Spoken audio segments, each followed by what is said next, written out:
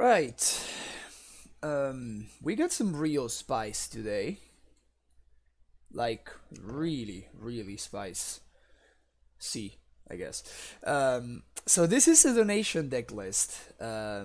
This is a donation deck list by Not Punished. He wanted to see this list played online live here on stream. So that's exactly what we're going to do. Basically, what this is I guess it's technically, yeah, it is 5 colors. Sweet. So it is a 5-color Ascendancy Glitter Wish deck, which is pretty hilarious. And what we are doing is basically we have only 8 creatures, and all of those creatures are basically creatures that draws cards whenever we play an aura spell, which we have. Let's do a quick count here. 20 off. Yeah, we have 20 aura spells. We have 8 creatures that make us draw cards whenever we play an aura, and of course these auras don't enchant creatures; they enchant lands. So so the way to win here is play an Ascendancy, then we start drawing our whole deck. We enchant lands with enchantments that turn lands into creatures. Basically, Ascendikon and Dried Arbor. Do we have one in the sideboard? I don't think we have one in the sideboard. We kind of should have one in the sideboard. Yeah, there we go. Yes. So this is a route for Glitter Wish. We basically have Hydro form, which turns a land into a creature. So yeah, so we're good. We're good. We got all the bases are covered. We're fine. We have this one, which is kind of sweet because it also gives the land Shroud, so your opponent can interact with it. We have Terra Eternal, which makes all of our lands indestructible. Actually, 2 more Terra Eternals in the sideboard. Clearly, this card is OP. We want the full playset. And then 2 copies of Sphinx's Rev in the main, plus 1 more in the board, so we can wish for it if we want to. This is by far the spiciest list that I have played on stream, so that I'm very much looking forward to it. This is completely crazy. I am very, very happy that this list was suggested, and we're gonna see how it goes. It's kind of hilarious that like this core Spirit Dancer, it's basically never be more than a 0/2, which is very funny. But well, it is what it is. It's interesting to see that we actually have a quite limited amount of win cons, so we're going to see if this is like too little win cons or whether this is enough. It's possible that this is enough, but we have to be careful actually that we don't enchant a land that we just played, because if we do that, then we are kind of screwed, because the land is going to be summoning sick, because this doesn't give haste to a land, neither does this, and Dried Arbor also does not have haste. So we have to be extremely careful with that, that we enchant a land that we have already played prior, so we don't, basically kill ourselves on our combo turn. But yeah, looking forward to it. So let's go. We're gonna play Friendly League because this deck seems like it's gonna be, first of all, probably not very good. Second of all, that's what Not Punished wanted to. They said like I don't care. It's like you can play it in a Friendly League because I don't think it's gonna be particularly good. I really hope it is very good. Like if we manage to get a 3/2 with this, I'm gonna be very, very happy. But yeah, I just want to like play this deck. It's kind of great. Disclaimer: this is literally, I have not played. I literally didn't have time to to play a practice league with this deck, so this is going to be my very first match with the deck, so expect to see mistakes aplenty.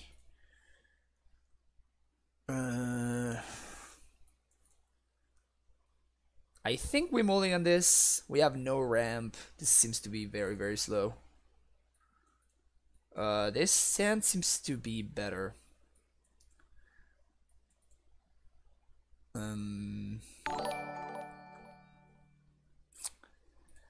Alright, Papa John's Napkins, thank you for the follow. Such a severe lack of titans. What's up, Malcolm, man? Welcome. I don't think I want this. I mean, I guess we're gonna fetch on turn 1, so that's fine. Oh, actually, we're not. Yeah, I guess we are going to fetch on turn 1, but we're gonna fetch for breeding pool. Oh no, it doesn't matter because we're gonna have abundant growth, so it's better to get a basic forest. Actually, we're going to just abundant growth it. Nice, that's a solid draw actually. So now we're going to play Temple Garden on 2 and play the Spirit Dancer, and then on turn 3 we can start doing our thing.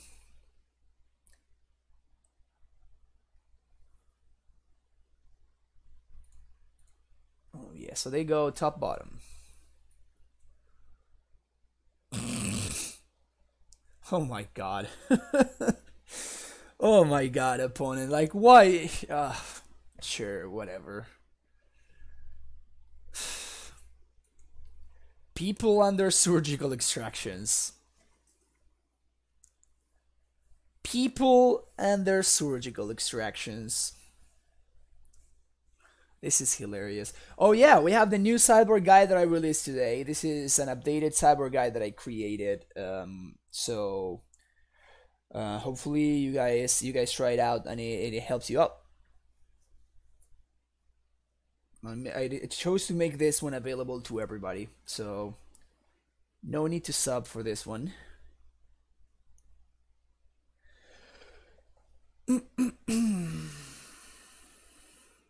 So go ahead and check it out. Let me know what you think. I wonder what my opponent's trying to do right now. I think I literally have one sword. Yeah, I've been testing Sakama again. I decided to give it another shot, and I've been pretty impressed with the cards, so nice. So I decided to give it another shot.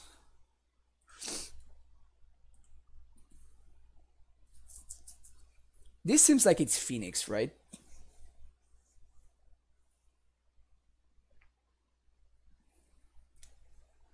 Unfortunately, I'm not gonna be able to fetch for Dry Diver here. Yeah, that's a thing in the ice.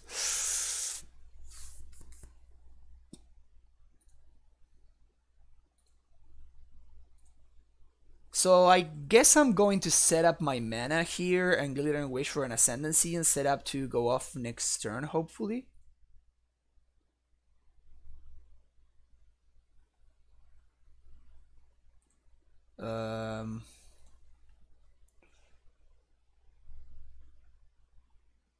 Do I need to be fetching for Dry Diver? Probably.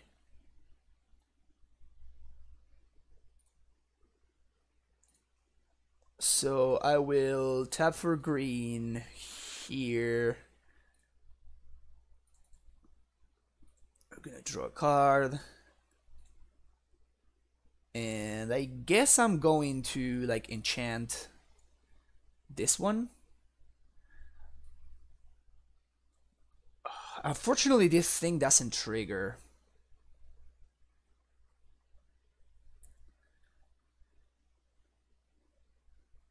Oh, okay. Yeah, Ariana, he told me that that you were going to enjoy this list. So, yeah, this is pretty great. I have no idea what to name here. Enjoy. Yep. Enjoy for sure. I guess I tap for white here.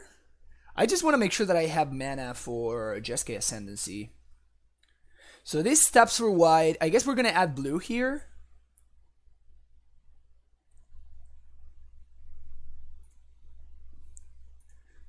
And then we're going to fertile ground what?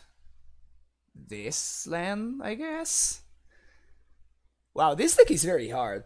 I'm not gonna be able to glitter and wish this turn then. Unless I fetch for another basic, which is probably what I'm going to do. I'm fetching for basics and I don't want to die to this stupid thing in the eyes. Like, I fucking hate thing in the eyes. Yes. And then we're going to tap for red.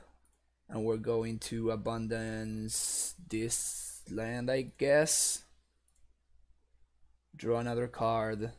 That's a SRAM. But yeah, we're definitely lacking mana here. We're definitely lacking mana.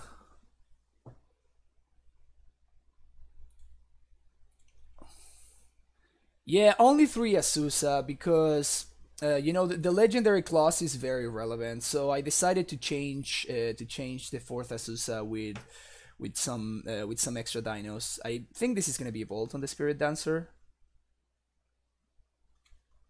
which is actually not bad for me considering I already drew the SRAM, and this means that the TT is not flipping, which is pretty good for me.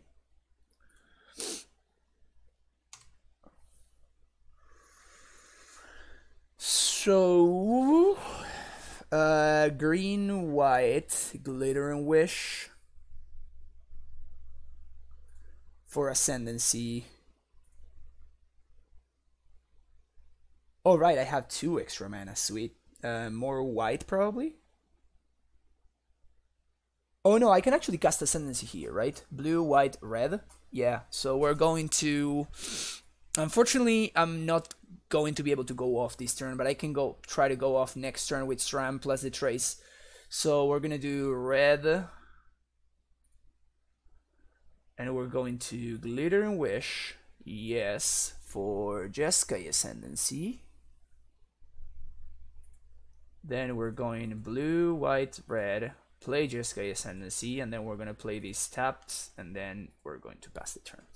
And next turn we're going to play Trace of Abundance, to SRAM, and then Trace of Abundance, and an attempt to go off, hopefully. What are you talking about, Pikes?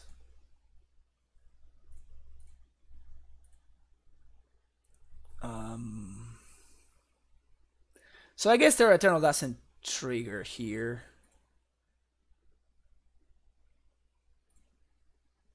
We're definitely going to need... Man, this is kind of awkward. If my opponent has a 0 casting cost artifact, this is gonna be very bad for me. I guess I'm gonna float a green here. Target this land, sure. So many triggers. I should have triggered. Yeah, I should have done this the other way around. I forgot that this is a cast trigger as opposed to. I guess it's both of them is a cast trigger.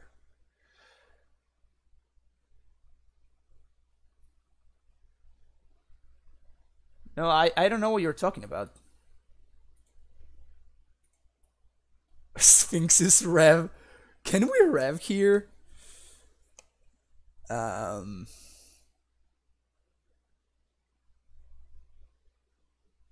I don't think we have enough mana to rev, and we're kind of dead next turn. So, yeah, we're just lacking something that. Yeah, we just whiffed real hard. We really needed something like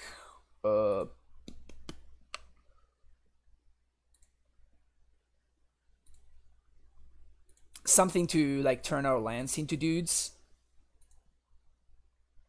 Yeah, this is not something that turns lands into dudes. Alright, we gotta try it again next turn. But we really need something. What are you talking about, Pikes? The fetch was supposed... Yeah, that's exactly what I was talking about, but if we didn't... Like if we go for Dried Arbor, then the Awoken Horror kind of kills me. So I would be down 1 mana for all of this time, which means I wouldn't have been able to like progress my game plan. So I mean I don't think we could have fetched for Dried Arbor because of the stupid thing in the ice. So that was the issue. Yeah, exactly. So that's the problem. That, you know, Thing in the Ice seems like a very bad matchup for us. just the card Thing in the Ice seems like a very bad matchup. Yeah, so I guess we're dead.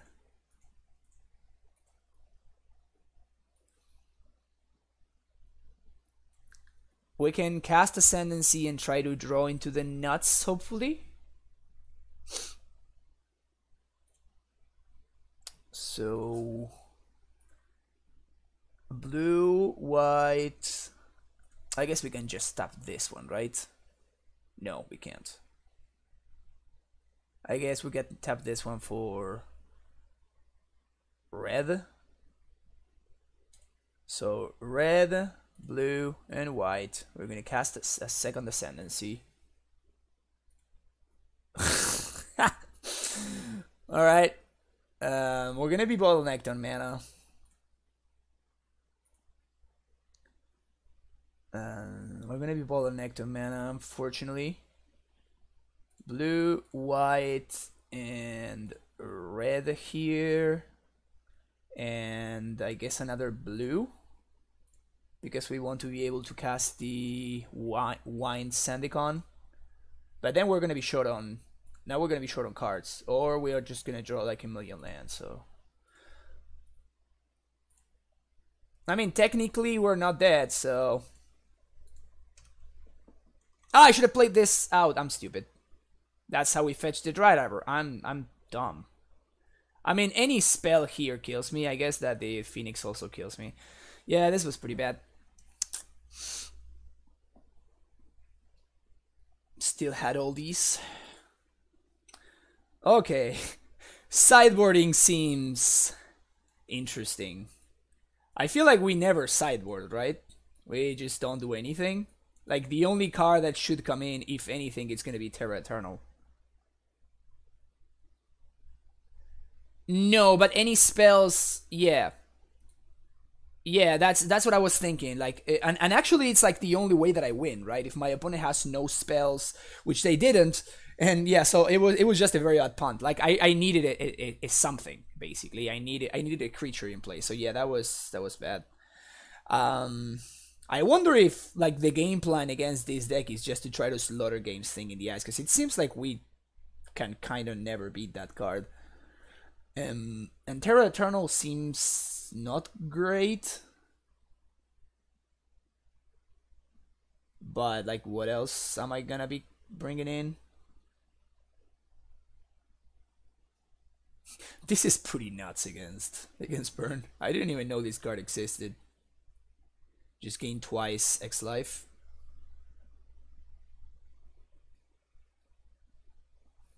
Yeah, I guess we're gonna submit the same thing, right? We don't want extra Terra Eternals, so...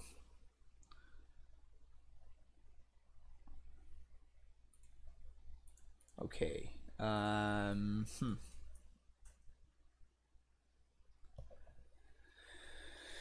So... I guess we keep fetch for a basic, use this for white, and then... My sub notification is low. Sometimes the sub notification just like doesn't go for whatever reason. It just doesn't show up.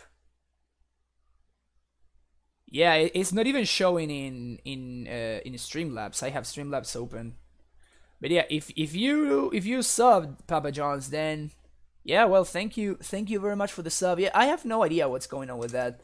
Welcome to the Primetime Stronghold. I really appreciate the support. I guess we can Temple Garden on one, and then use Utopia's Pro for blue. No, I guess we want to use it for white anyway. But I just want to make sure that I can Glitter and Wish for Ascendancy and that we can cast it. Okay. And we're going to do it for blue.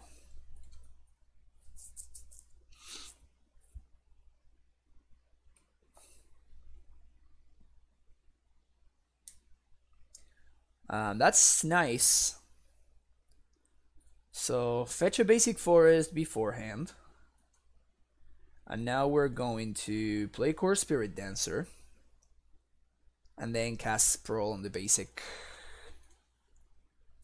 Draw a card. They're gonna bolt the Spirit Dancer, that's fine. Picking up the deck. Also, where do I get the? They did not mean. Oh, you just send me. Send me. You can send me just like a message here on Twitch, and I'll send it to you. I guess this is fine.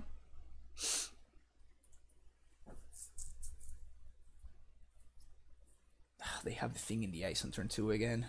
Yeah, this is very bad. The good thing though, yeah, there's one Stomping Ground, so I can wish for Ascendancy and cast it this turn, which is pretty good.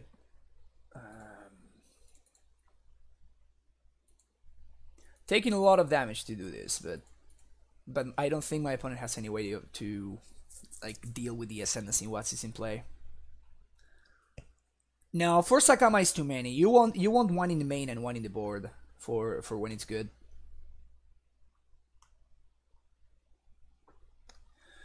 Okay. This is how we. I guess I pass an EOT fetch for a Dried Arbor.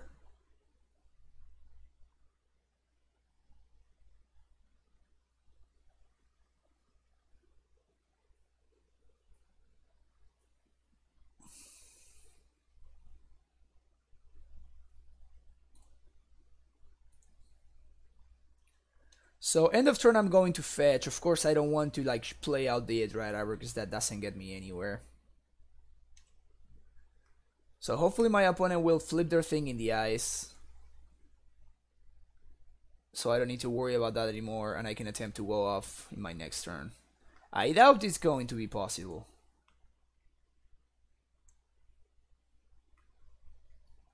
Really doubt it's going to be possible, but who knows?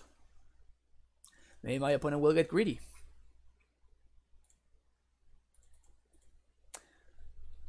Okay, so I assume that they're flipping thing and they are getting at least one Phoenix, so I'm gonna be taking. So I die to Bolt because I'm gonna be taking 10. I might need to just like fetch for Dried Arbor just so he don't die, which would be pretty bad.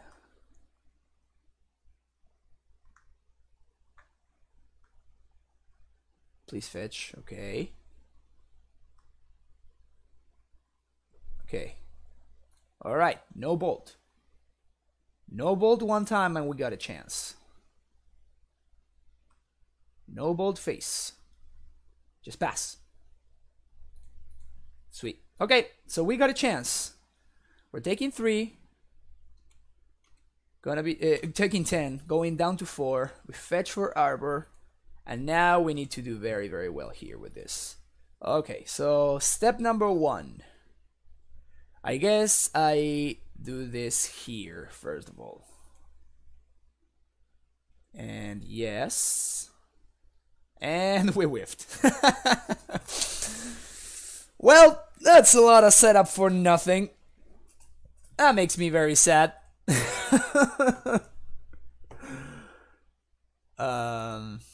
How crazy is that we drew so many cards? Like we are 16 cards into the deck and we drew 1, 2, 3, 4, 5, 6, 7, 8, 9, 10, 10 lands. That makes me very, very sad. Oh yeah, you're right actually. I totally forgot about that. Thanks for catching that.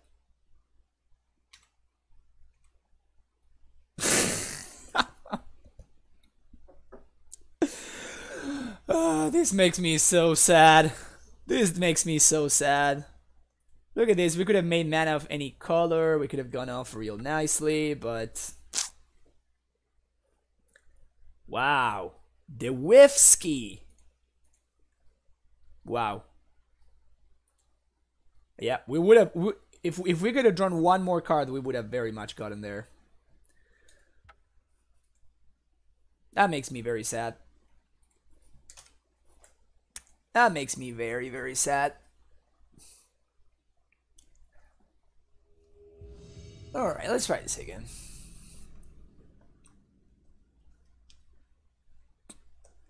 That makes me very, very sad.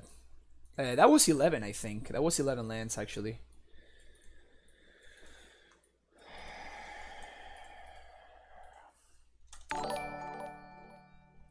Oberonix, thank you for the... Oh, that's you, Scott, right? Thank you for the Twitch Prime sub. Welcome to the Primetime Stronghold.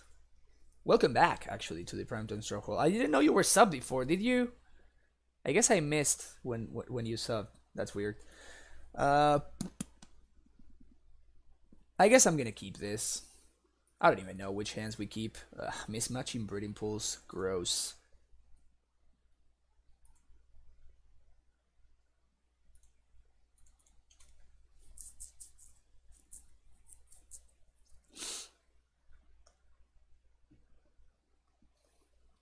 So this seems like it's Weird Person. What? Oh no, this is...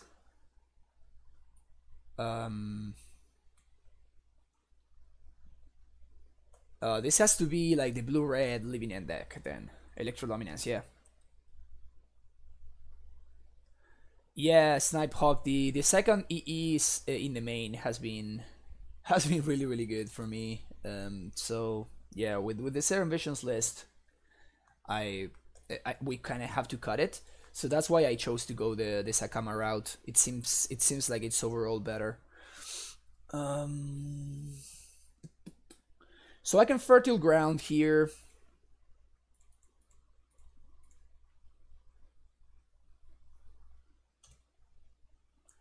Next turn. Ballista I haven't really been missing, as foretold. Hopefully this is not a balance list. This balance would be very annoying. I guess I play the Ascendancy here. Opponent can't interact with Ascendancy. And unfortunately, because I play out the basic first, maybe I should have played the second. I know second Breeding Pool doesn't cast it anyway, so I guess it didn't really matter. We're gonna do Temple Garden. Yes, we're gonna do blue, white, and we're gonna tap for red. Play Jeskai Ascendancy and pass the turn.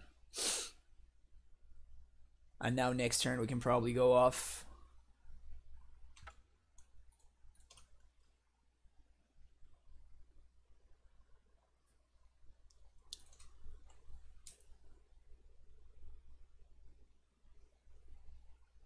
I guess we can Terra Eternal first. Although if my opponent is... Okay, so no. Yeah, maybe, I mean, we still don't know. It could be Restore Balance still.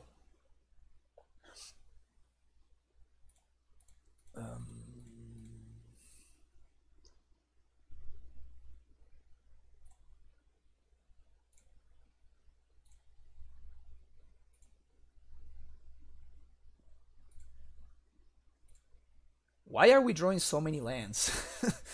It would be nice to not draw so many lands. Can we please not draw this many lands? Please.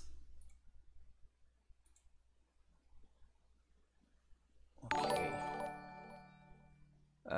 Shining Fae, thank you for the follow. I guess I go for the Ascendikon, huh?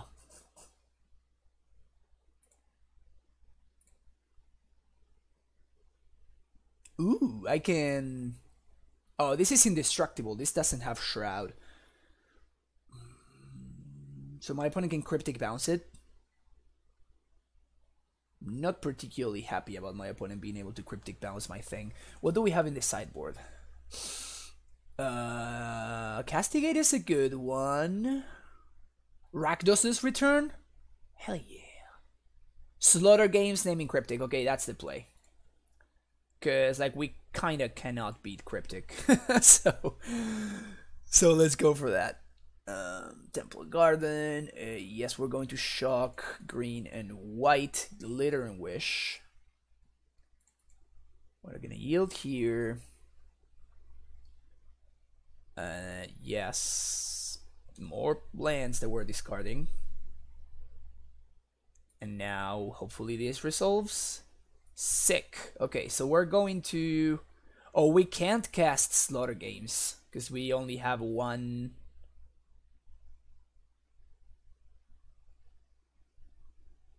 I guess we get it anyway.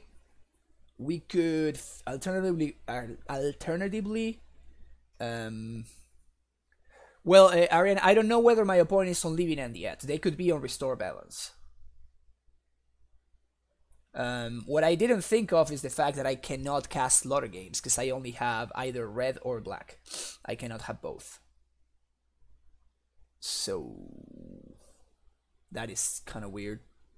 I didn't think this through. All right, I'm officially kind of blown away by this deck. This is freaking sick. I guess I'm gonna get the Slaughter Games anyway. Because I feel like it's the way that we're going to win. Because we can't realistically beat Cryptic Command. So... yeah, it seems like way too many turns to not have seen any cyclers. On the other hand, my opponent not doing literally anything at all that turn makes me think that maybe they just don't have anything. And balance is terrible on this board.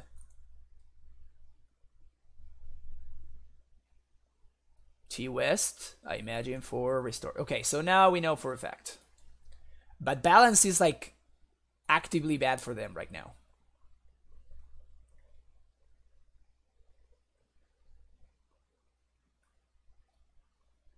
Balance is actively bad for them.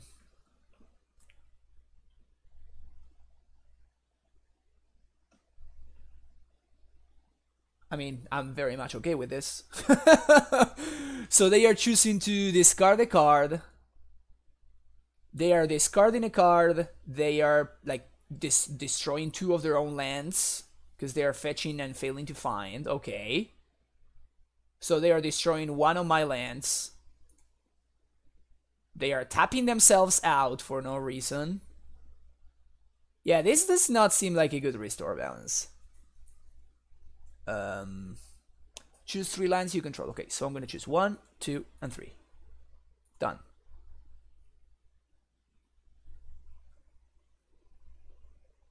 Yeah, this was not a good play for my opponent. Definitely not a good play. And for 2 mana, I doubt that they can destroy my Wind Ascendikon now, so...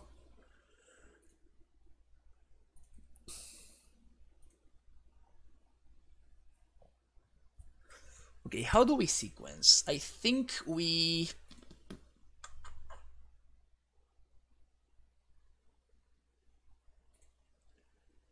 green, white, so we can't really go off yet, so I'm gonna need to play out the Stram here. They can probably remand this if they want to, I guess.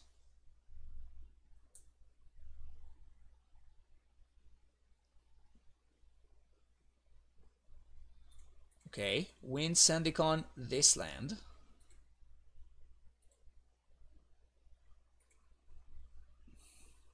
Stram is gonna grow now. Amazing.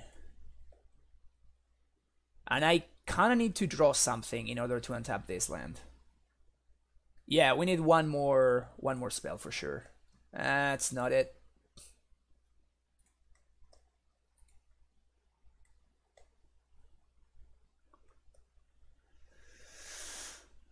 That is not it.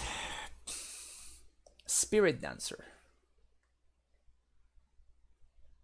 Okay.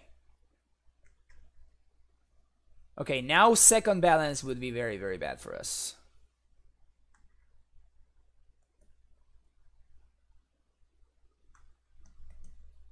Now second balance would be very, very bad. I guess I they'll play this out, so my opponent needs to discard cards. But I don't play the Spirit Dancer out because I don't want my opponent to gain value from the restore balance. If they let me untap though, then I'm gonna do some stuff on things, hopefully. I mean, I guess we still cannot slaughter games though.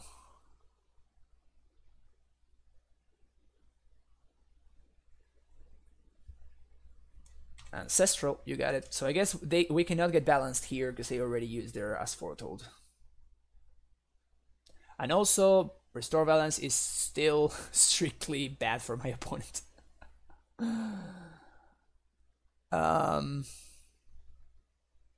Maybe?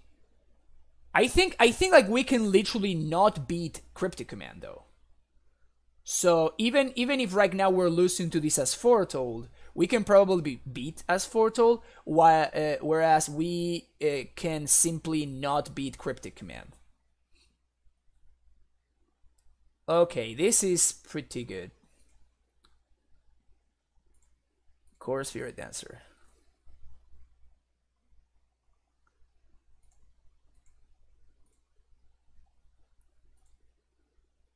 We should be able to get there now.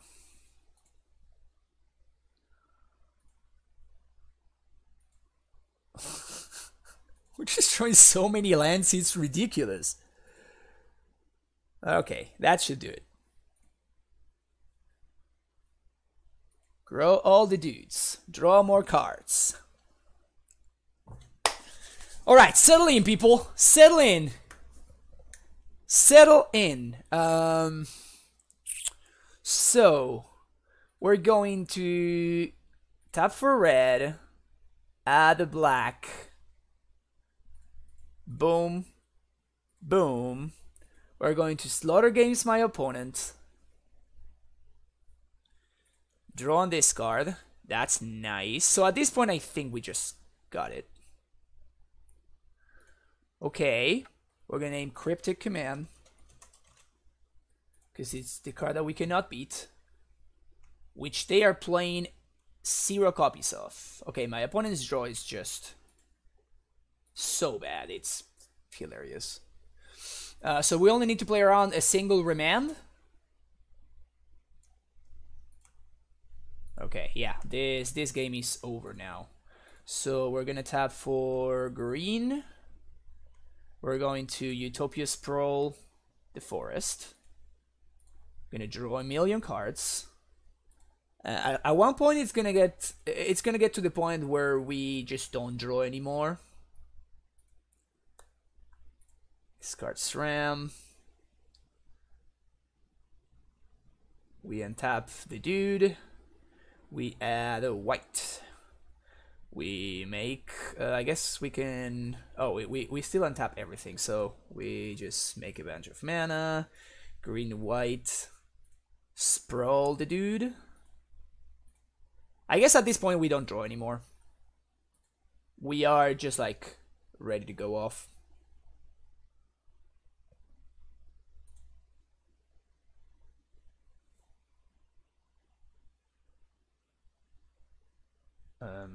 Oh, SRAM can also attack? Sick.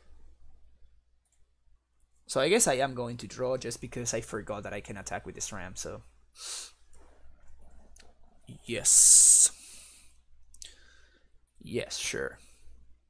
Discard another SRAM.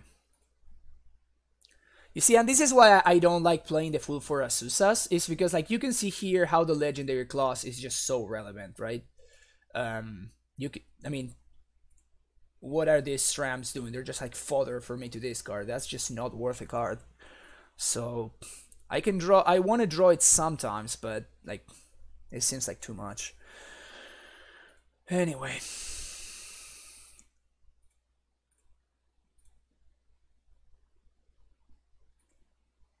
I guess yeah, I'm just not gonna draw anymore.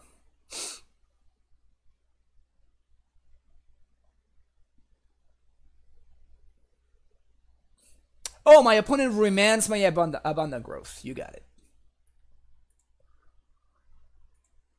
How can I ever beat that? We're just making so much mana. This deck is great. I'm loving this. More Utopia Sprawls. Yes. Triggers. Okay, so always no and always yield. And then I think we're going to always yield to this one too, and just like always no to the Ascendancy one as well. So we tap for like 7 million mana. Fertile Ground here. The SRAM one is not a May, so we need to draw for the SRAM. But for the rest, we should be fine. White, tap for red, just black. At this point, it just doesn't really matter. We're like super killing my opponent. No. Draw a card. Play a land. Tap for green. Add green, add blue. Can we do something fun? Let's try to do something fun. Ooh yeah, we're going to flesh blood my opponent. Nah, that takes too long. Let's wish for Ascendancy, so we can do this quicker. Although my opponent is just like actually dead, so Rakdos's return. Hell yeah! There we go. Glad I saw the line there. Very glad I saw the line there. Rakdos's return you for 19. Sick. Got him.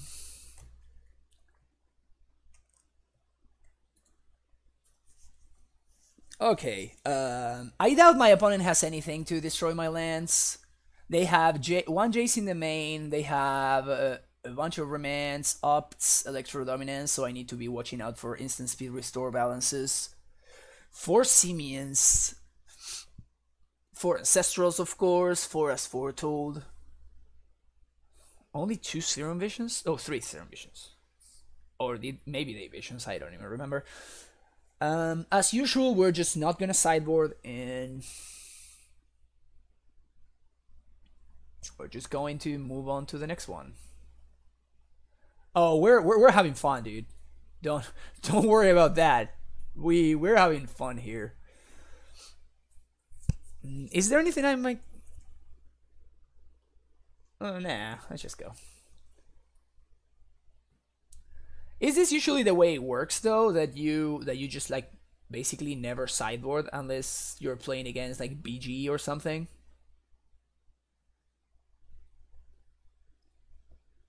Like against Black Green, I think I will bring in the Terra Eternals. I don't even know what I would be replacing. Yeah, exactly. Like we have 4 wishes in the main deck. Like it's strictly better for us to leave all those cards in the sideboard than it is to play them out, which is hilarious. Turn 1, pass, classic. Turn 2, Core Spirit Dancer. Turn 3, do stuff. Okay.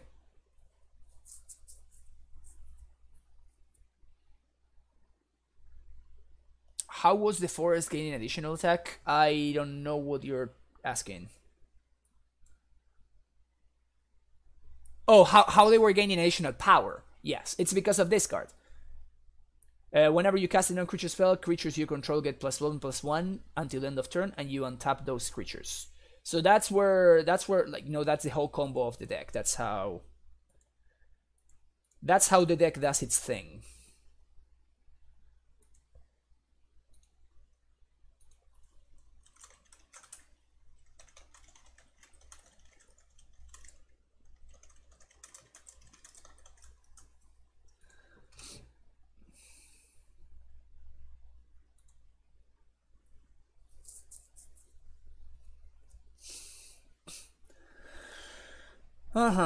So I guess I'm going to Fertile Ground here. I have a second one, so next turn I can Spirit Dancer plus Ground, so I can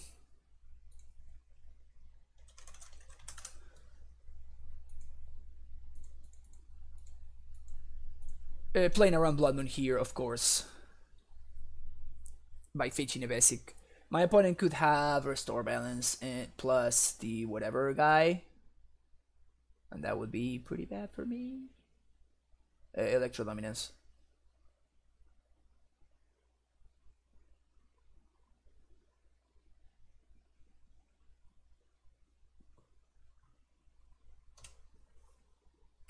But I guess Electro Dominance is not insane unless my opponent also has...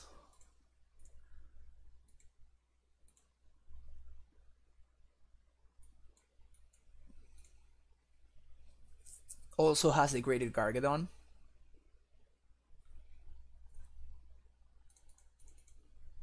So I guess I wanna... My opponent didn't have Cryptic though.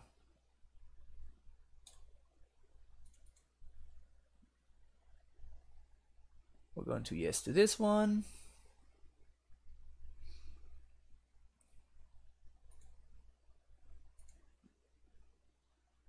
And then we're going to pass the turn. This has happened an absurd amount of times though. I'm starting to get worried. Assume a point is a potato until otherwise demonstrated. I guess that's kind of how this deck plays out, huh? Just like, hey, I hope you don't have it. And just try to go from there. Okay, something.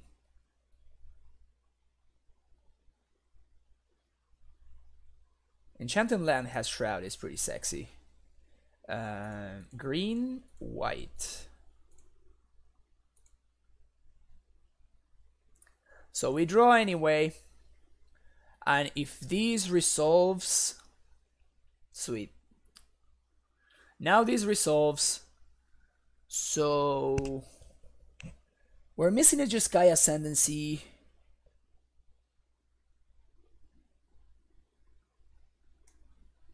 I kind of want to play around like...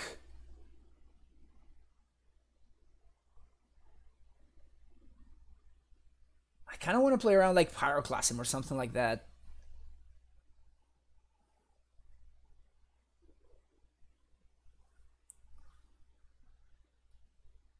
Oh. Whoops. Whoops. That's right. Shroud is not hexproof, people.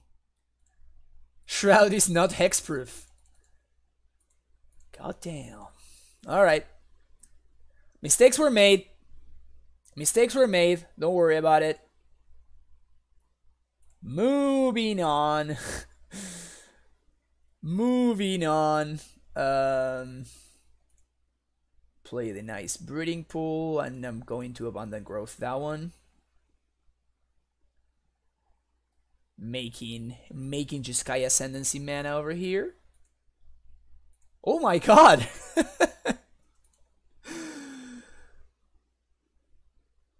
Holy crap! Like, the amount of lands that I've drawn has been shocking. Let's say shocking. Staggering.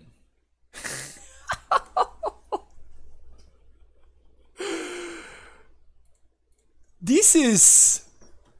Wow, this is pretty unbelievable.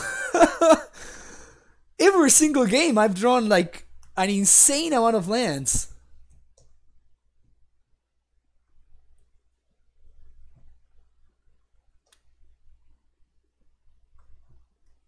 It's kind of... Wow. It's kind of a lot. We keep 3, right? So we're gonna keep 1, 2, and 3. Yeah, this is not a good restore balance. I guess it kills the... discarding this one and discarding the bad Breeding Pool.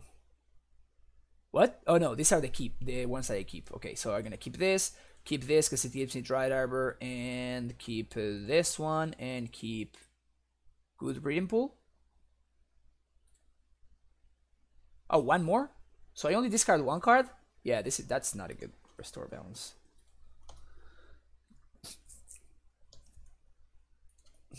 I don't want to... I mean, this land is super suited up. I don't want to discard this ever, basically.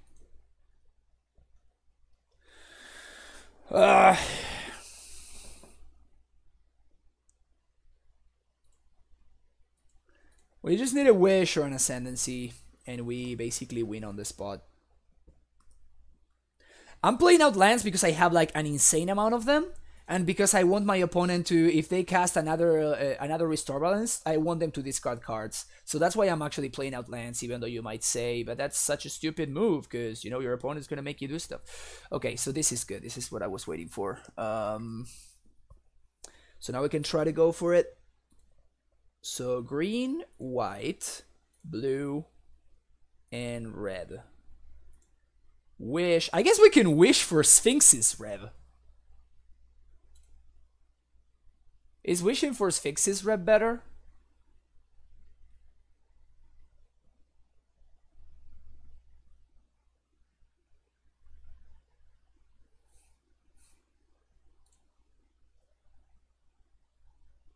Nah, we have to wish for Ascendancy, right?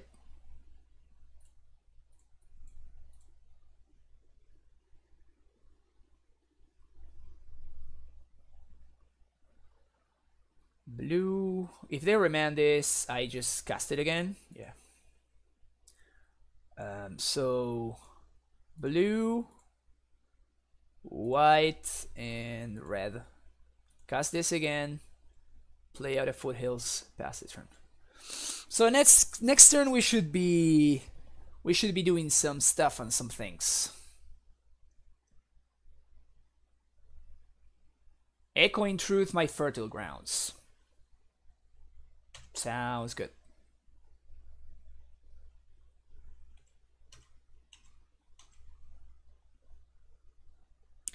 For a single blue, I don't think I'm afraid of anything. Like, if my opponent has Bolt, good for them, but I'm gonna fetch for Arbor here. I guess I hadn't shown them the Arbor before, so... Ding, ding, ding, ding, ding!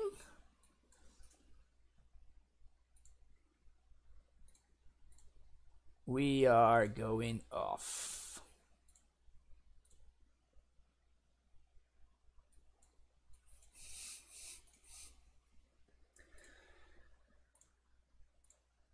Tap for blue. Always yield to this one. I guess I yield to all of them for now. Yes, we're gonna discard this. We're gonna yield to that one too. So now all my dudes will untap. Tap for green. Tap for green and white, sure. Let's fertile ground here. I'm gonna draw some cards, do some stuff. For a single blue mana, I don't think I'm afraid of anything.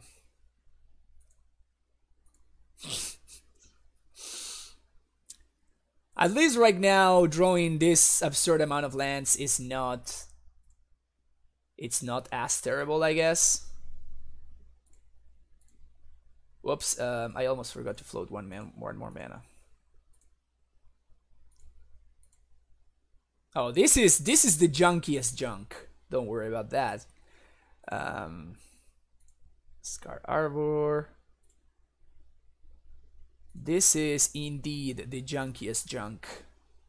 I guess I missequenced this. I should have floated the mana before, so I'm gonna... Blue and red. Now we can yield again.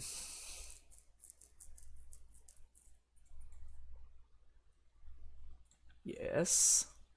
Discard. Okay. White. Deck's great. Deck's breaking modern. Sure. Discard this. Make ridiculous amounts of mana. Float green too. This is awesome. Oh, this is great. I don't even want to play out this Core Spirit Dancer. How are we going to kill our opponent? Black, red, black. How are we going to kill our opponent? Do we wish for Rakdos's return again? I kind of want to wish for Rakdos's return. Oh, they have the instant speed stuff?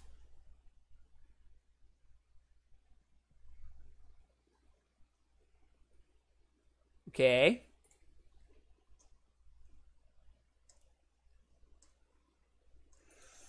Alright, so they're gonna make us sack our suited up lands. We have like infinite mana anyway.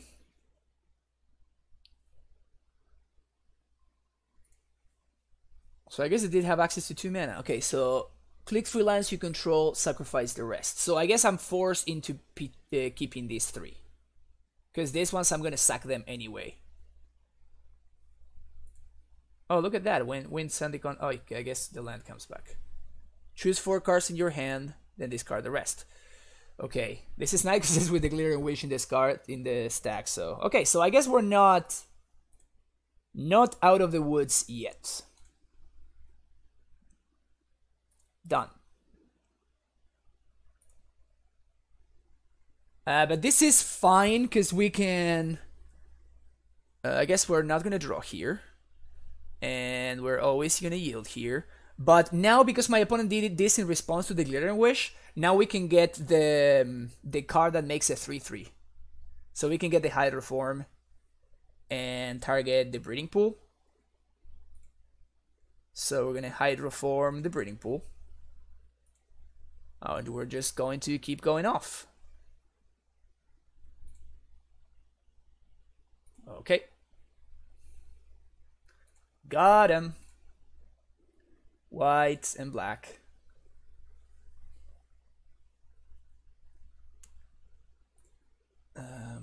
Float green. Utopia's Pearl here. Boom, boom, boom. Draw a card. Draw on this card, sure. Gonna tap for white. Float more mana. Fertile Ground here. Draw another card. Sphinx's Rev. Oh, this deck is awesome. Alright, this is going to speed up the process quite a bit. Blue. Jeskai Ascendancy.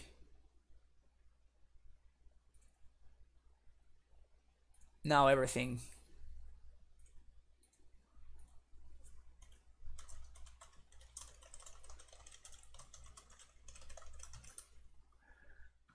My opponent is saying that the deck is awesome, and I agree with them.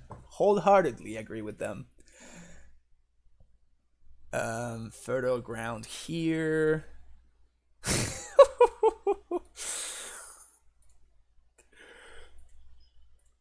Oh, this is a beautiful thing. Draw on this card, I guess, yes, sure, because I have this extra Turtle Eternal that's not doing anything. Float some more mana. Float some more mana. I guess I can wait for this one. Wait until this resolve. Now float some more mana. Blue and green, sure. More Jeskai Ascendancies. No. No. Green, blue. Yeah, at this point it's just a matter of... I think that doing the Rakdos's return thing is just going to be quicker. I just need to kill my opponent, basically. Spirit Dancer. I guess I'm just going to Reb for a fair amount. Is 9 fine? 9 is probably okay.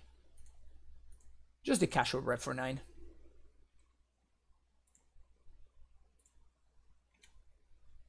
Guess I gotta be careful not to deck myself.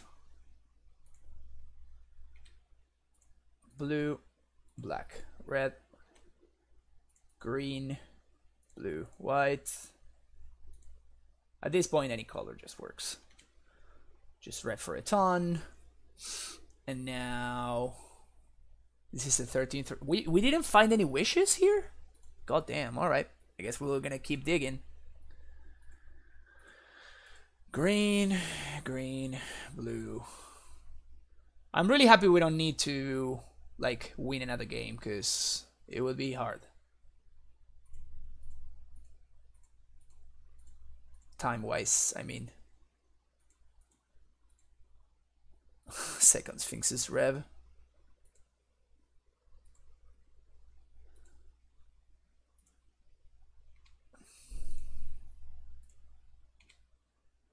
Oh, that's right. Our deck is only gas, so because we drew 1,000,000 lands at the beginning, so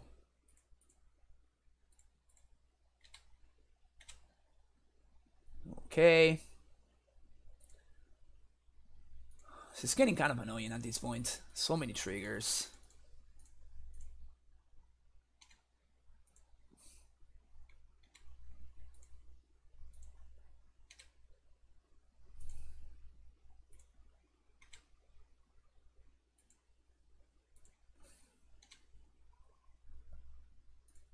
Where are my wishes?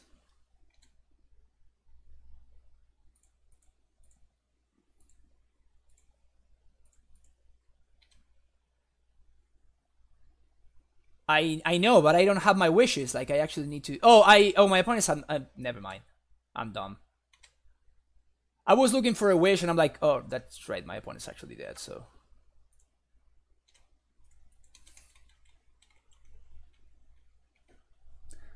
Sucks to send all that mana to waste, but I guess winning the game is gonna be more important. Yeah, our literal last two cards were the two wishes that we were missing. That's hilarious.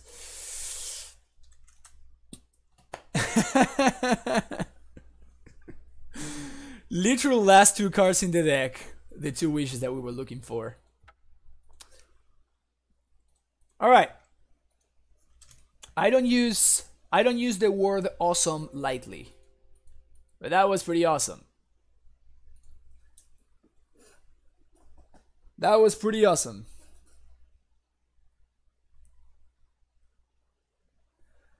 It's also pretty funny how, like, I know, Mr. Metronome. That was hilarious. This pile is a beautiful thing. I just love the sideboard, right? It's just the sideboard is so great. Yeah, well, the fact that you did it in response to the Glittering Wish, I mean, how could you? Let's be fair, okay? How could you think you should be playing around the Hydro form in my sideboard, right? So let's be fair. Let's start by being fair. Then, yes, I guess it didn't work out because I have Hydro form in my sideboard. So I guess that you misplayed by not playing around the Hydro form in my sideboard. Let's put it that way. Gotta get good. I mean, to be honest, when Not Punished sent me this list, I had to read. For whatever reason, I knew what Castigate did. I don't know why, but I had to read Terra Eternal. I had to read Trace of Abundance. I had to read. I knew what this card did. I have no idea what I knew, but I knew about that card. I had to definitely read this one. I had no idea what this card did. I had to read Satyr Enchanter because I didn't draft any M19. I had to read Hydroform, of course, and I had to read Flesh Blood. So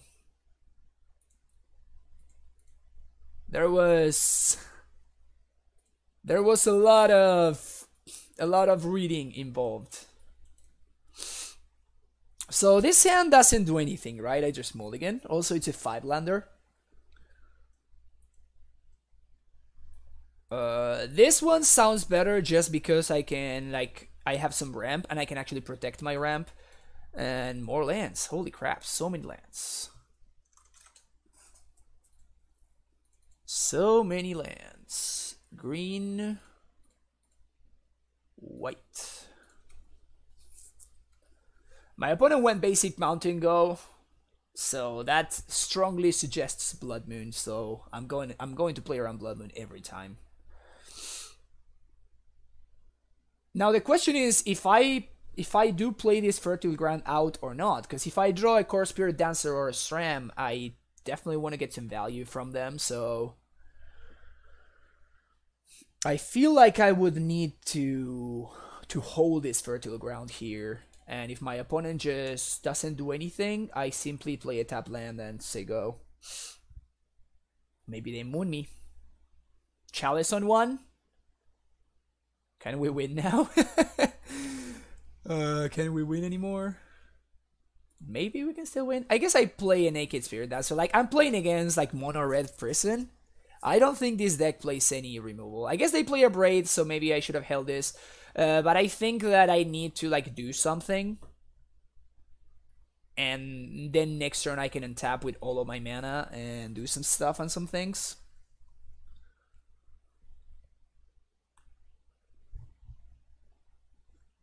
There's the Blood Moon. This is any land, right? Enchanted land. Okay, sweet. So we're going to fertile ground here. Yes, we're gonna draw a card. And I guess I'm going to Utopia Sprawl here. It's gonna get countered by the Chalice, but it's gonna give me a draw anyway.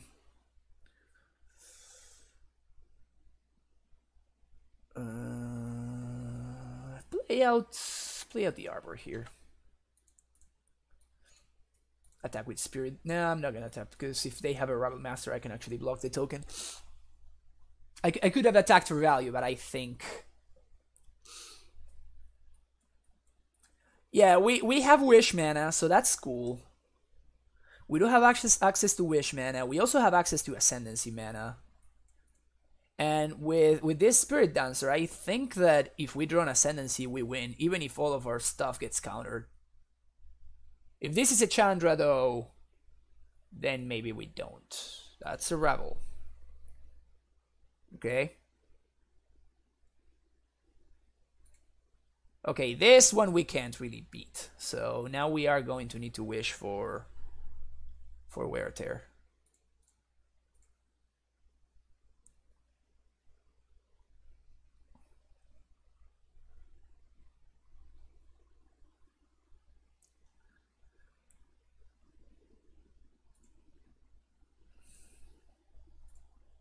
Yep, that Eidolon is pretty brutal.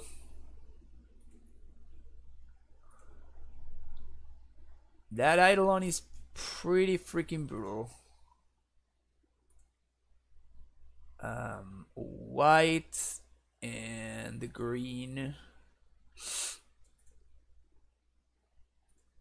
Spirit Dancer, and I guess I'm gonna draw 2.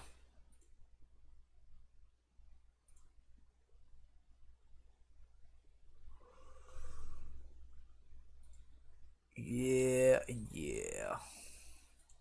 Okay, we're with him pretty hard here. And we can only draw so many before the Eidolon kills us. So that's also pretty bad. Oh, they just have a Hazoret. Cool. Cool. What? Classic no attacks.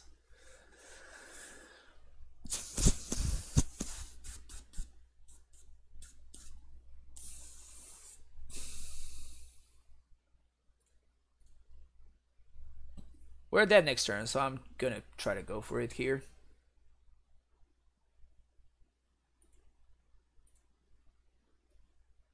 Okay, that's what we needed.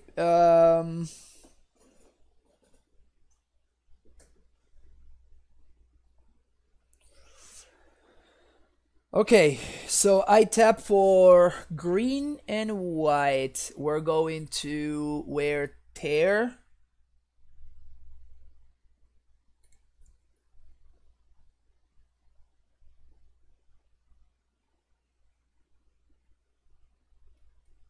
Wear Tear here and here.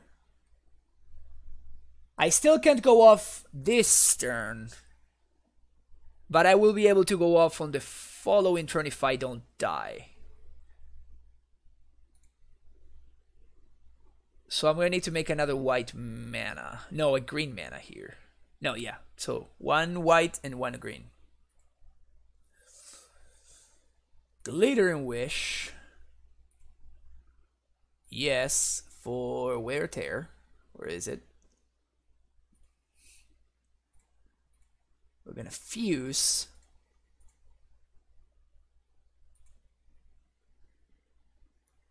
And now we're going to pass. And I guess I'm going to take... So I need my opponent to whiff, first of all. I can't beat any... That's a pretty good one. Well, that won't do anything. I still need to find Ascendancy here.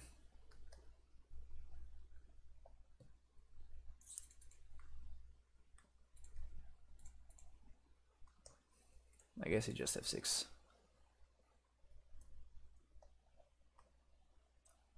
Okay, so I have to double chump. And I take 4.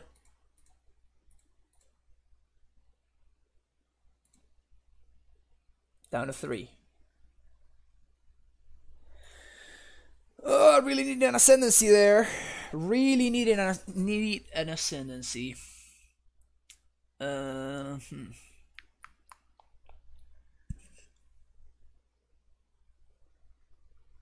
So this is gonna tap for red.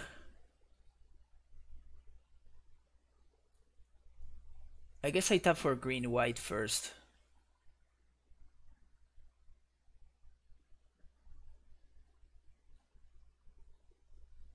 Oh no, I tap for green blue here. So green for the Abundant Growth and blue for the Wind Ascendikon. And I'm going to get this one. So now I draw 2. Ascendancy? No.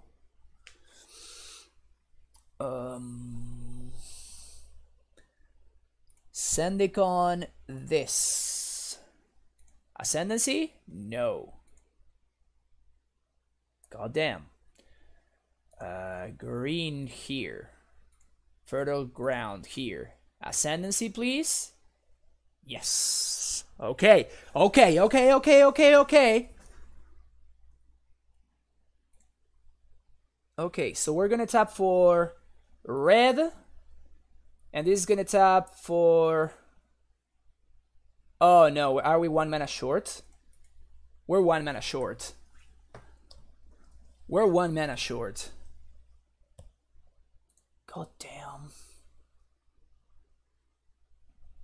So blue. This one taps for white. Crap.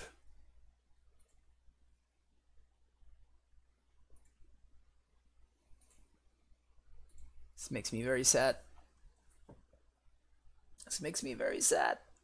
This makes me very sad. Alright, they got us. They got us, they got us. Sakama has been very good, Siphonist. I've been trying it out and it has been stellar. To the point where I won a second one in the sideboard.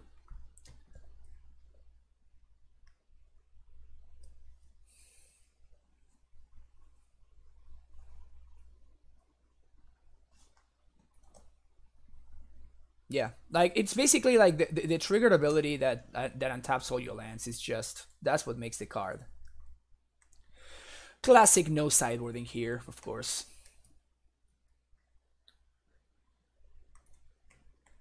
Yeah, definitely. The tiny dino, the 3 mana dino, it's just pretty. It's much better than the 4th Azusa. It's just like the legendary clause is so punishing. When you draw like 2 or 3, it's just ugh.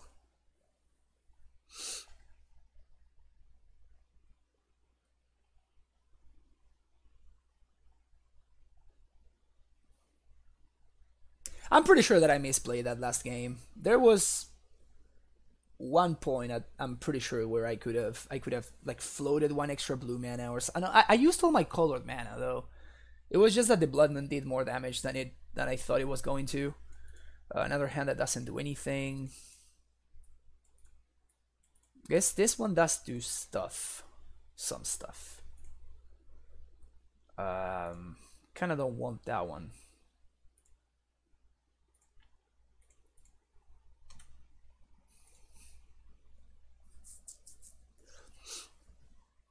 And I think I'm playing Trace of Abundance on turn 1. Turn 1 Moon. Yikes! Yikes! Well, I wasn't expecting the turn 1 Moon. So...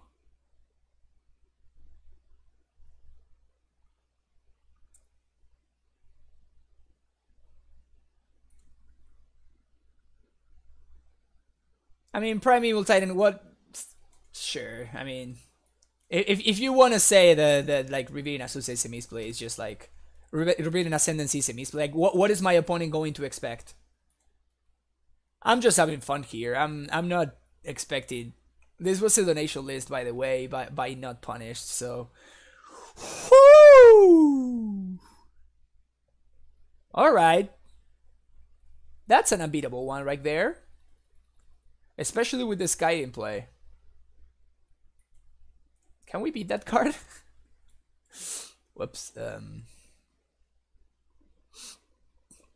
Not with distros. Well, the game that we actually do want to draw lands. Yeah, okay. That turn 1 Temple Garden is punishing me so hard. At least my opponent is gonna take me out of my misery real quick with this Azoret.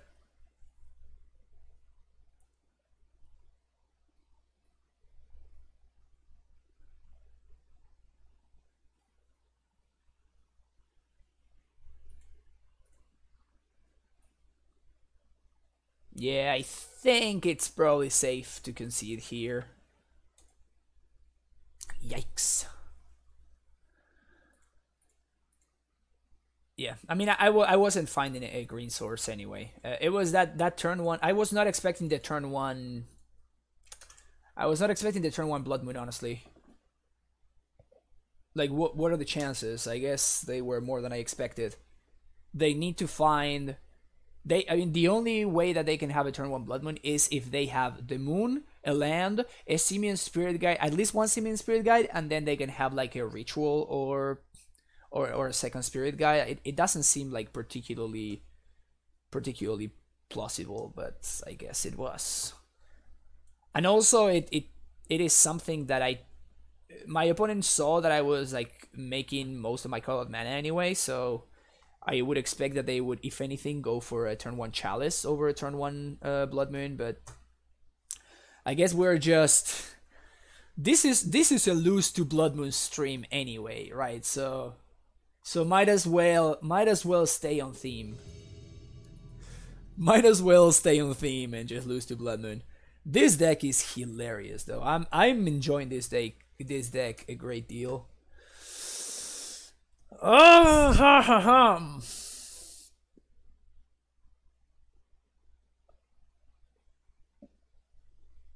Can we keep this? Because we have a Wish, we got Ramp, and we got Ascendancy. But we don't have any colored sources. Is this a keep? Not Punished, if you're in chat, is this a keep? It kind of feels like a keep, but I'm very much not sure. Especially because we're like, with this current mana situation, we're super far from casting this. You'd keep? Alright, I'll trust you. I imagine that we don't expose the Arbor on 1, right? Or maybe we do? Yeah, I guess we do. If we're playing against I guess if we're playing against Dredge, this might be punishing if they have Dark Blast. It should be fine.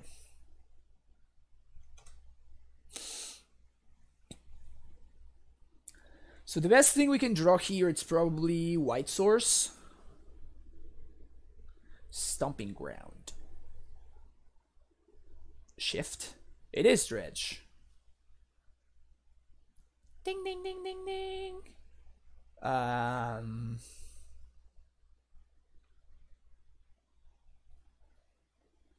Yeah, right? It definitely feels like we do this. Make sure Arbor cannot die. And hopefully next turn we draw another relevant land and we can play the Ascendancy and go off and win on turn 4. Alright, keep whiffing, OP. Keep whiffing.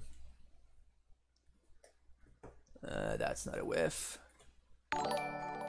Legendary Chaos. Now going on 3 years together. Oh man, I love me some years. Thank you very much for the Twitch Prime subscription. Welcome back to the Primetime Stronghold. Thank you for the continued support. And my opponent dredged a Thug. It's funny that if they have a reunion here, they multi 5 and it just doesn't matter at all. Or they're probably going to win anyway.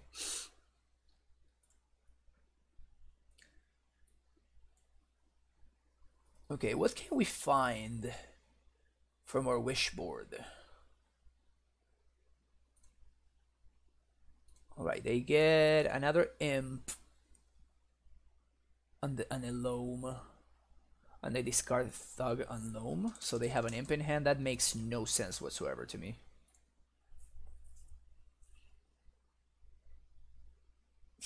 Fire Spout, I guess. Wheel of Sun and Moon. Oh, we can cast this right now?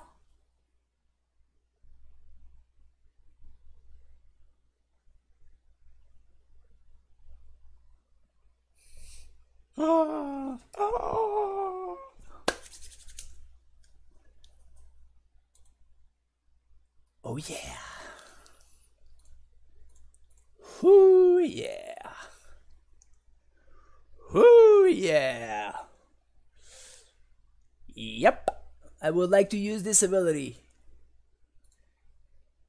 I guess we double green and I will enchant you, opponent.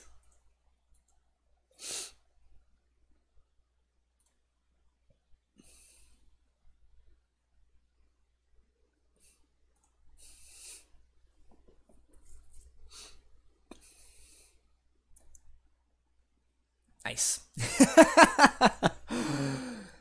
My opponent puts 2 cards in the bottom of their library.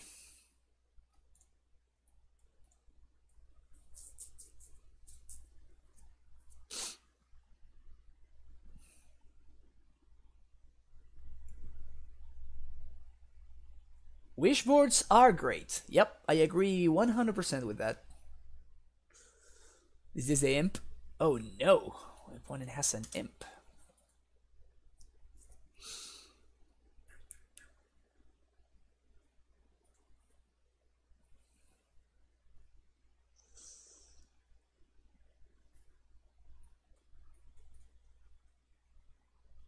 I still need to draw something here though. Not out of the woods at all still.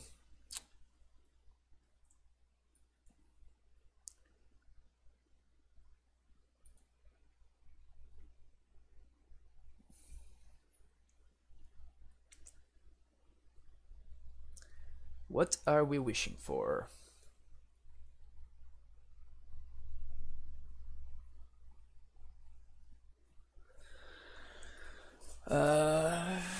I think I'm playing out the Spirit Dancer and I'm wishing for something. But what am I wishing for though?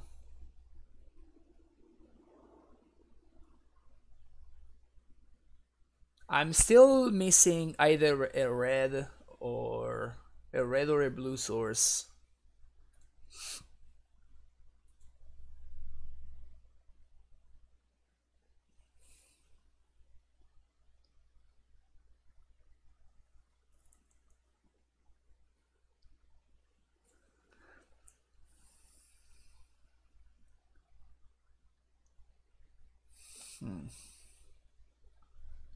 Dawn Glow Infusion?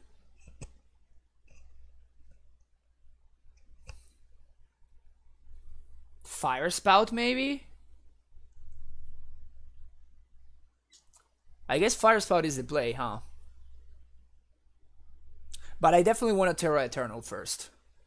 So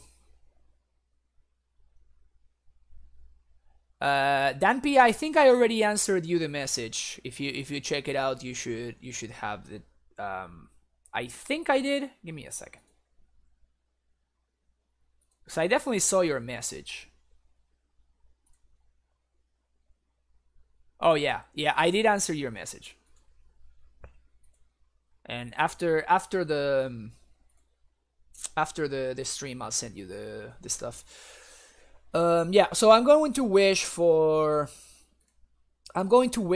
Spout and play Terra Eternal. So next turn I can wrath my opponent and not destroy my Dried Arbor. So let's do that. Get Fire Spout. Tap for white, Terra Eternal. So if my opponent starts going a little bit too wide for my taste, I will simply just like swipe their board.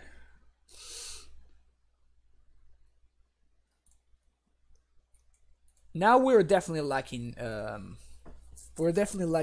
something though here, because I need to find an aura still to keep going. Oh, my opponent's gonna loot.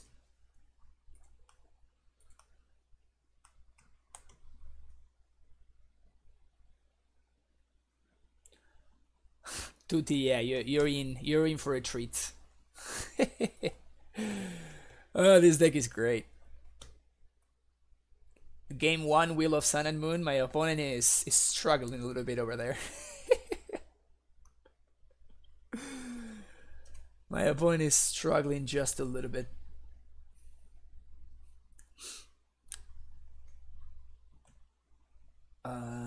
White doesn't help, right?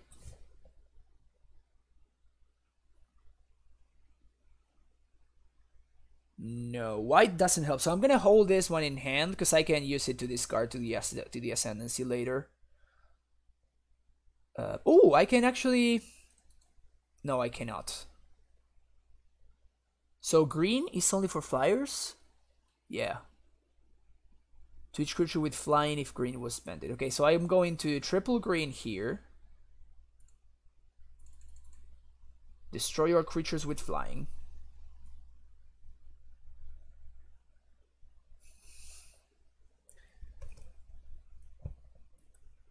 And now I'm going to play the Spirit Dancer and pass the turn.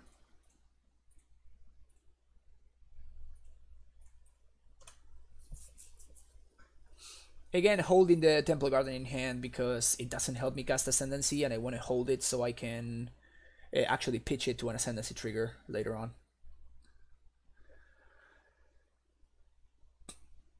Did you watch the Mythical? I didn't really. Like, I watched the Sunday show a little bit, but that was it.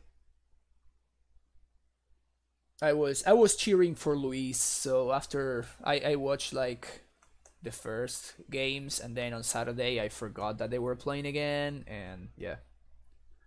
We did get a shout out in the game podcast. This is kind of sad right here. So that was cool. That was cool. Yeah, the game podcast made a full episode about Amulet with Edgar as guest.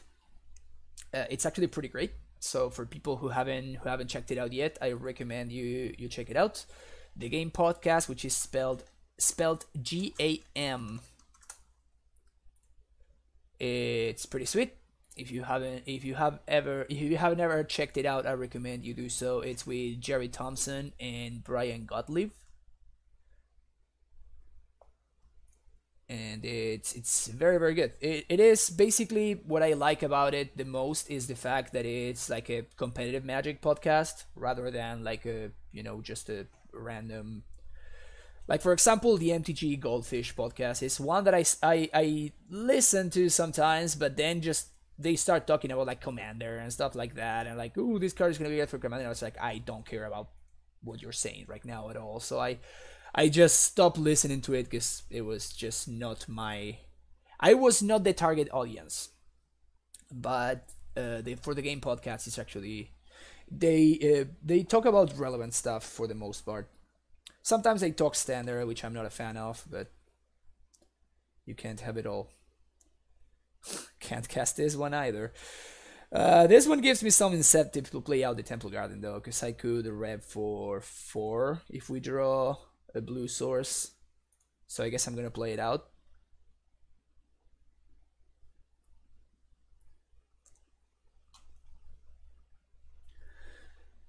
Blue or green source should probably get there.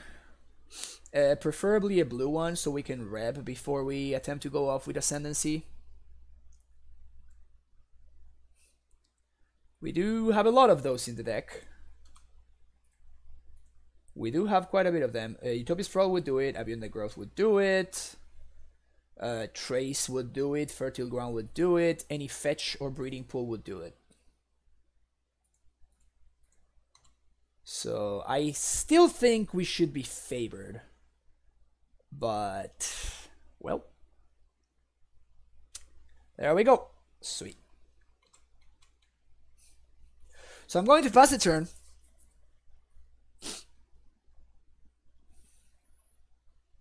Shroud Indestructible, my friend. Shroud Indestructible. This is like the most powerful Dread ever. I am going to take the damage from this imp,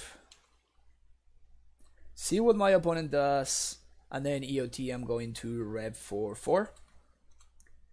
We should be putting me in a pretty decent plus position. Of course I'm doing this right now so I can play around Crip and chill. So we're gonna tap this, add blue, blue, white, and X. Rev for 4. Okay, so we should be good to go here. How do we sequence though? White. Yeah, I think we sequence like this. So this is gonna be red, blue, Ascendancy.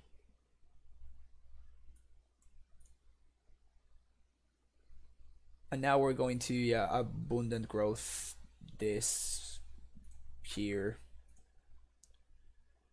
And win from here. Sweet. Classic turn 1. Classic game 1, Wheel of Sun and Moon. Always a good time. Always a good time. Put that one there, draw a card. Blue, win, Ascendikon. I guess we're gonna float some mana before. We're gonna win Ascendikon this, so we can start adding mana of any color we want. Draw a card. Draw on this card. We're gonna discard Stram. Fertile Ground, I guess we're gonna float before. Blue, Fertile Ground here. And from now on it should be academic.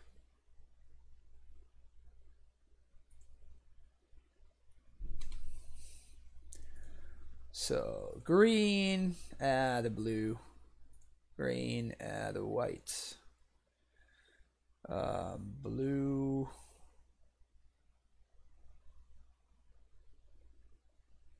I guess I'm going to Ascendikon this land too. This will make it so I win faster. Yes, yes, untap.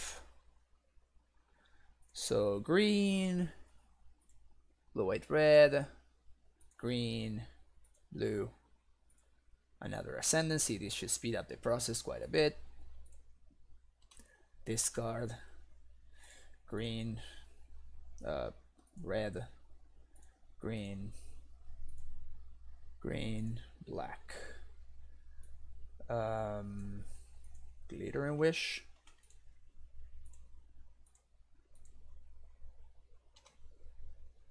Draw on this card. Sweet.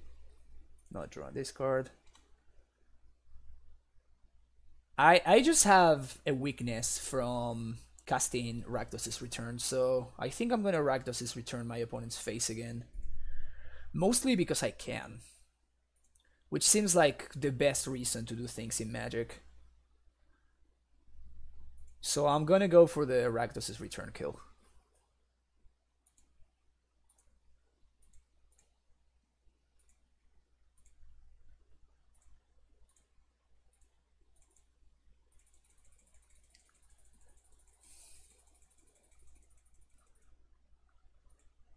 Rakdos' Return you from 418.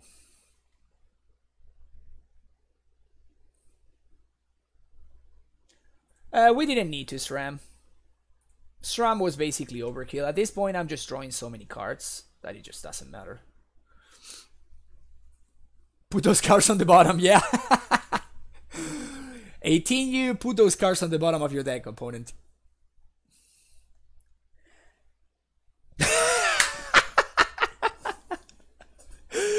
My opponent resolves the full Rakdos' Return, putting their cards on the bottom while being at -2. That was funny. What did they reveal? Amalgam, Bloodghast. They did have the Dark Glass. That's why they tried to kill the Arbor. To no success. Alright, I'll be right back. I'll go do that one.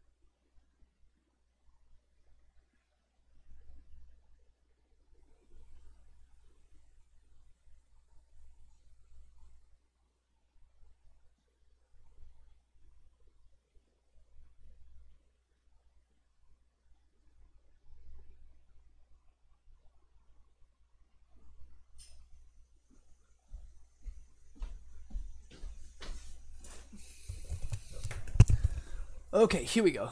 Castigate, Great versus Dredge. I don't think it's particularly good.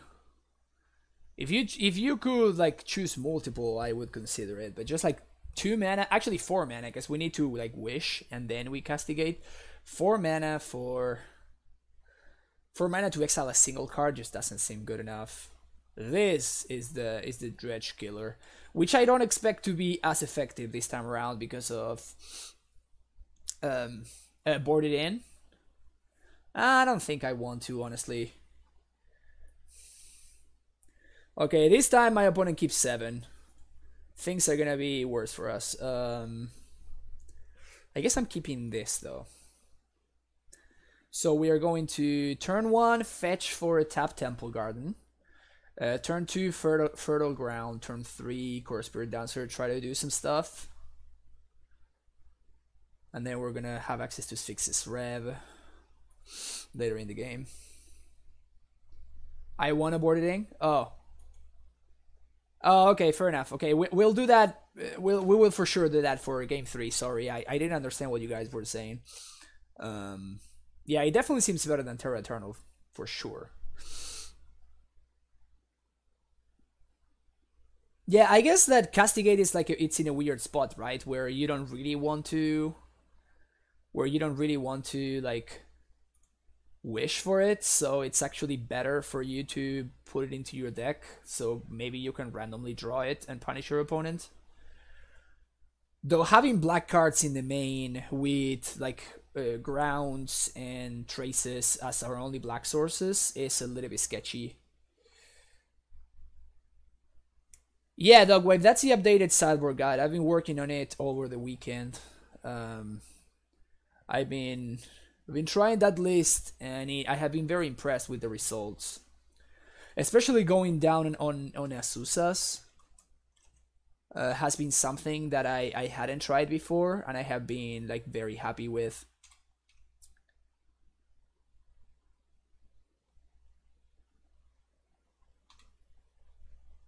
And the sideboard Sakama has been very impressive too. Okay, so we do this. Ascendikon.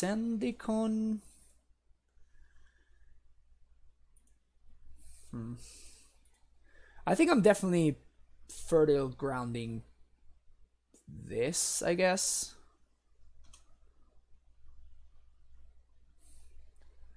No, it's not. The guide is... I updated it yesterday. Eesh, Conflag is going to kill me real quick.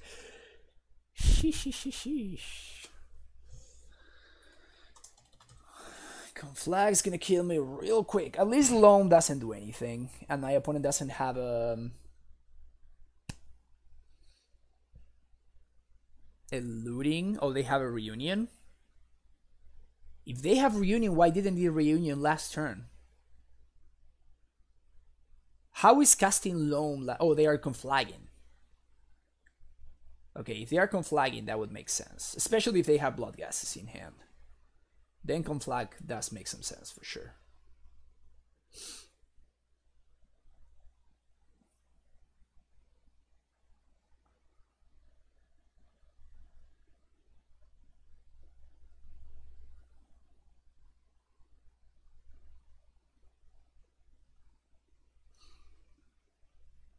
Okay, they do have a ghast. Yeah, there you go. Yeah, so I'm dead next turn. Oh, they do have multiple ghasts. Yeah, we're definitely dead here.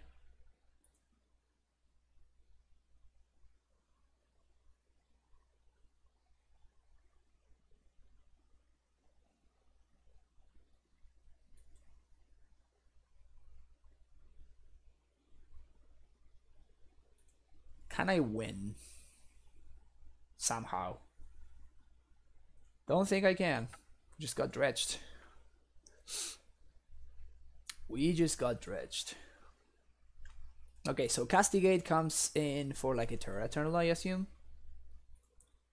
Since my opponent can't really like kill my dudes at instant speed. And everything else I just keep it the same, right?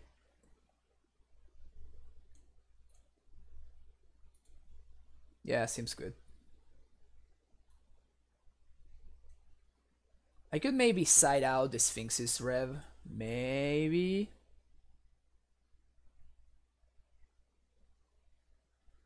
No, I think that you definitely won the first one, and you definitely won the first one in the sideboard as well. So you won 2 Sakamas. Just the third one, I think that it might be a little bit too much. I might be wrong, and you might want the full 3, but I know that you for sure don't want 4.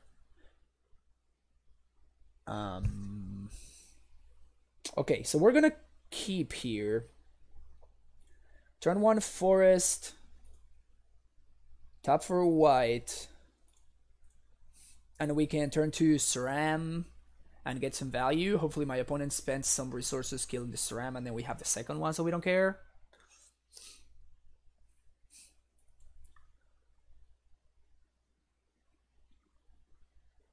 Alright, that's pretty sweet. That is pretty sweet. And I think I am enchanting this one, so next turn we can, if we draw Ascendancy, we can start like doing a lot of stuff with Ascendikon. Okay. Green, white. We probably want to add blue with this one.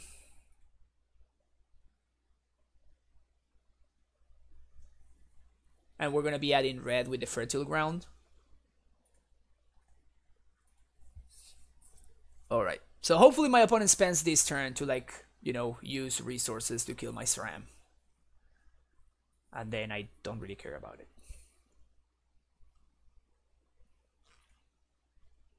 Okay, they do find the loam, of course.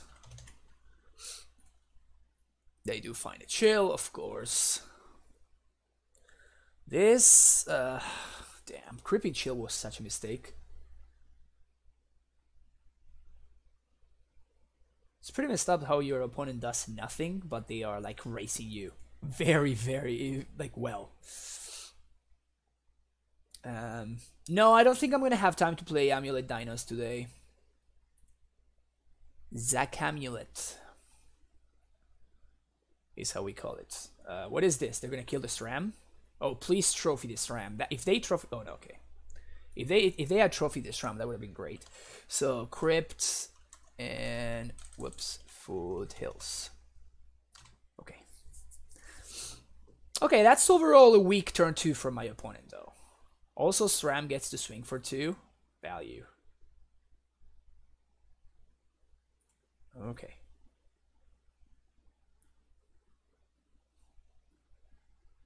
No Ascendancies, rough. Actually, I can't really Ascendikon yet because my opponent might be able to kill the land. So I still can protect the land, so I think I'm just going to hold it. So we're gonna ground probably here anyway. Actually, my opponent can trophy my land, so I kind of want to split the difference. Okay, so we're gonna ground here. Draw something, please. Wish. Okay, that's cool. Okay, so we're gonna wish for Ascendancy and go off next turn. Attempt to go off next turn. And I'm gonna play out the Misty because this represents the Dry Diver, except we can fetch it end of turn, so my opponent cannot. Ooh, value. So my opponent cannot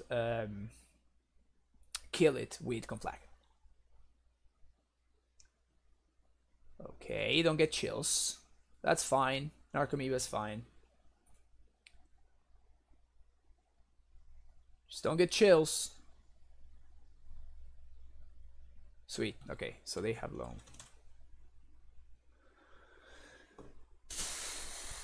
Oops.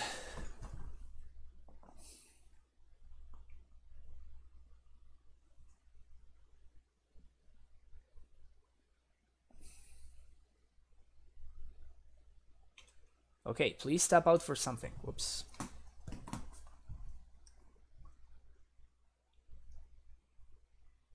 Ooh, flashback looting? Yes. Okay, sweet. So, loam. Loam. Alright, loam times 2. Times 3, actually. I imagine they're gonna discard 2 loams here, unless they have a better dredger.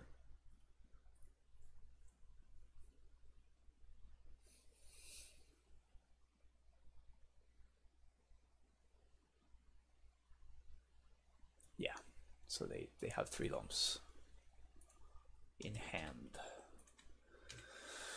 Okay, so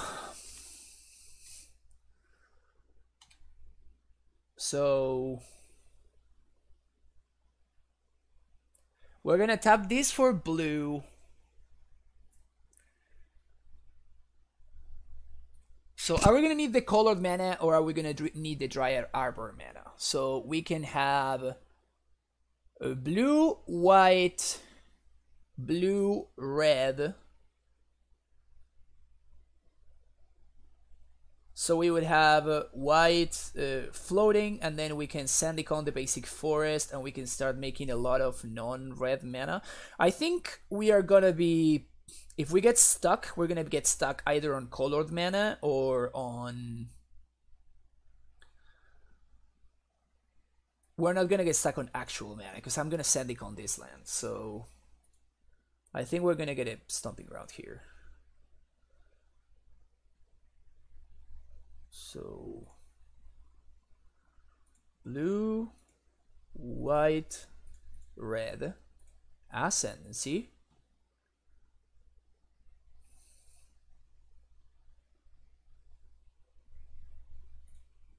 Ascendikon this. Definitely always drawing a card first. Okay, this is starting to get bad. Something. Sweet. Phew. Okay. So... Oh, actually we don't have second blue. Never mind. We are stuck.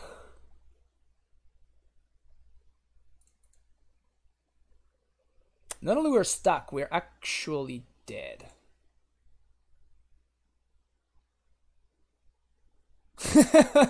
Not only we're stuck, we're actually dead here, I think. Wow, we whiffed super hard there. Now my opponent is going to be able to conflag me for a bunch. Wow, that was such a whiff.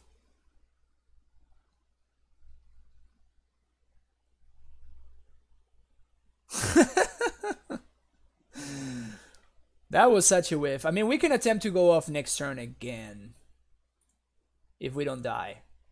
But we're gonna have a lot of less mana. Wow, that was so bad. I guess we needed to get lucky on the top two, so maybe it's not that crazy that we whiffed.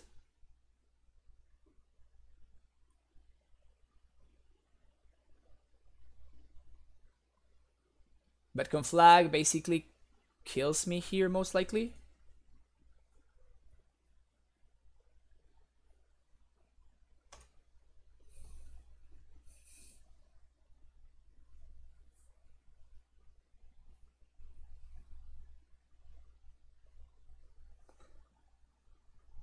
So we only know about 3 loams in their deck, and they have an imp.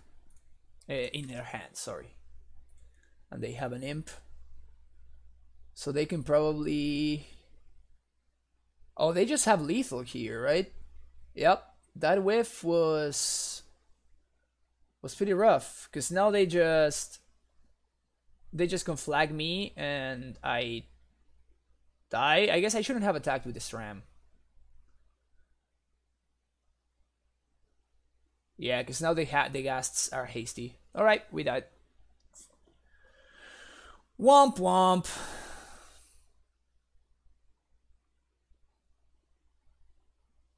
And actually the SRAM wouldn't have saved me because they could have loaned for 2 lands and play them, so I was dead anyway.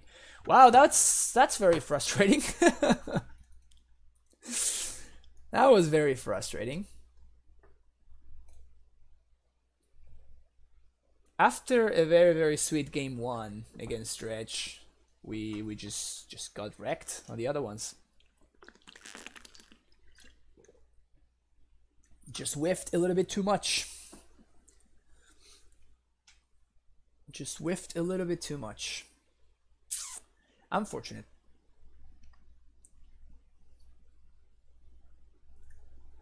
Okay, last match of the day. Let's see if we can 2-3 to kind of like recover our pride. Snipe Hawk, thank you very much for the... Wow, 4 months already? Thank you so much for the continued support. Thank you so much for the continued support. Welcome back to the Primetime Stronghold. Really good content is their comment. I appreciate it. Thank you very much. Make sure you check out the new Cyborg guide that I updated today. You can check it out on the link in there. There we go. Really? Ghost Squatter? Bad beats. Bad beats.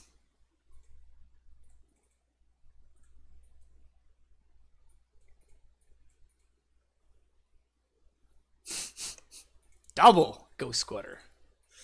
Into Spellskite. What the fuck is going on over there?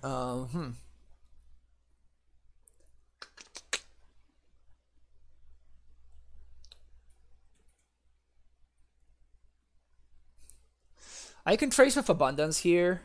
Make sure that my land doesn't die. Sounds pretty good.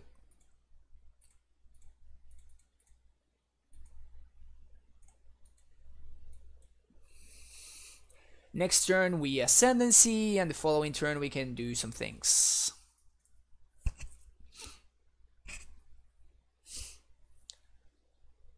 Terra Eternal would be very, very sexy on this board. So white, red, and blue. Ascendancy. Well, I guess we can fetch for Dried Arbor EOT, just so my opponent like cracks their Ghost Quarters. And we get them. Flagstones? How can we ever beat that? A Martyr of Sands? Unbeatable. Unbeatable. Alright, give me that Dried Arbor. Oh yeah. So green and white. What are we gonna wish for? I mean, we're definitely wishing, so we can figure out what we're gonna wish for afterwards. You gotta wish GQ here or what? Further ground is neat.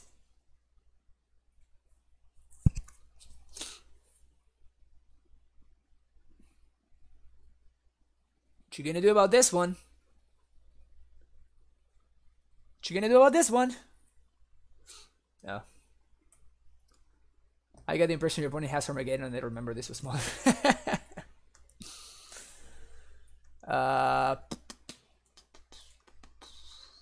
Ooh. Ooh. Ooh.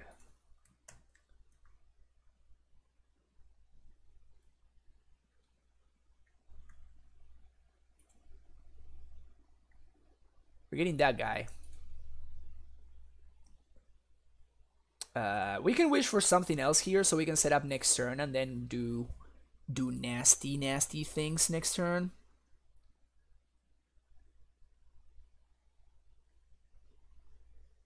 Although they can probably path this, GQ this.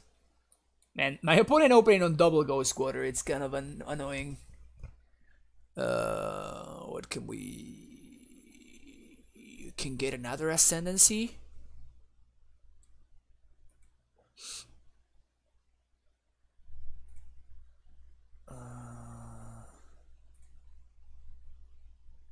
Nah, I'm gonna play the Enchanter and pass.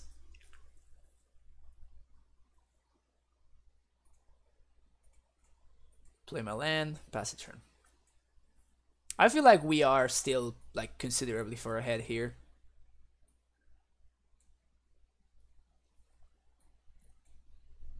And considerably far ahead is the best kind of far ahead.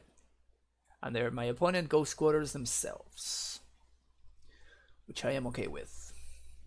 It's one less GQ that I need to play around. And if they don't kill this, they're in for a bad time.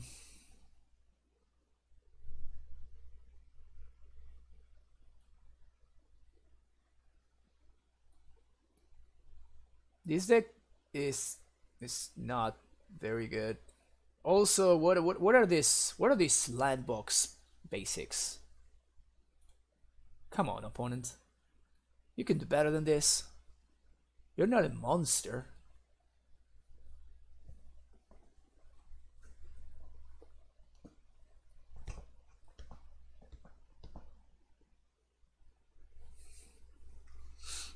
Ghostly Prison. You got it. I just need to make sure that when I attack, I have all my lands untapped, or I can simply just Rakdos. Oh no, I cannot. I cannot Rakdos this return because my opponent has Spellskite. I can ever beat this to any target. So I guess Spellskite kind of messes with the Rakdos' return plan and this plan. So they tapped out of their land, so this is pretty much over now. We're gonna do another green.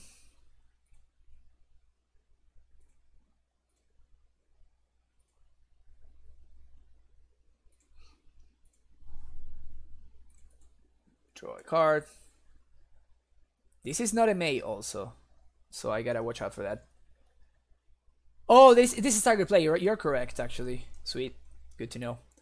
Now I'm not gonna cycle because I can just play this. White, Spirit Dancer. Another one, Fertile Ground here.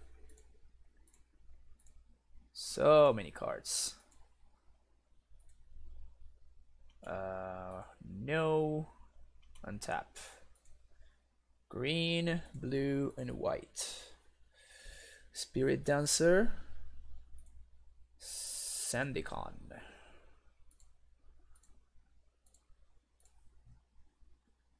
So many triggers. I love asserting dominance by not even playing with by not even drawing cards with the Ascendancy. Asserting dominance is very, very important in Magic.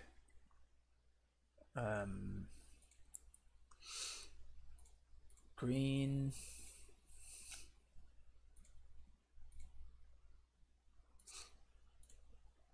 And at this point, I think we have enough to go off. So yeah, we definitely have way more than enough to go off.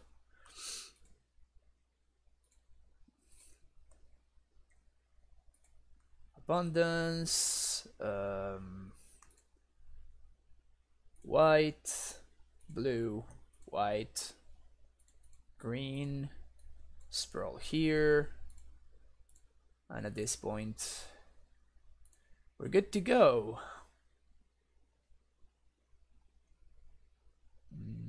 Nope. Nope. Nope. Untap everything. The only problem that with Ascendancy is going to be faster, but the only problem with Ascendancy is that I'm not going to be able to auto-yield anymore. So I need to ease on the auto-yields now. Ascendancy. Ooh, this is enchantment. That's cool. No. Auto-yield that one.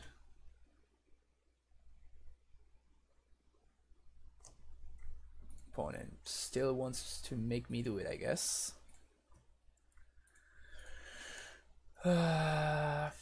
Abundant growth here.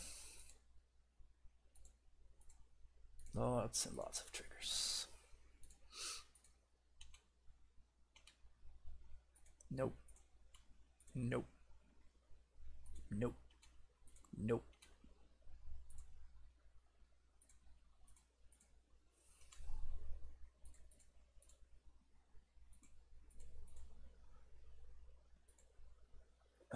Do we have lethal now? I mean, we can keep going off, so it sounds like fun. But I think we're going to win after this Glittering Wish. No, always yield. No, yield to this one. No, and this one we're not gonna yield to.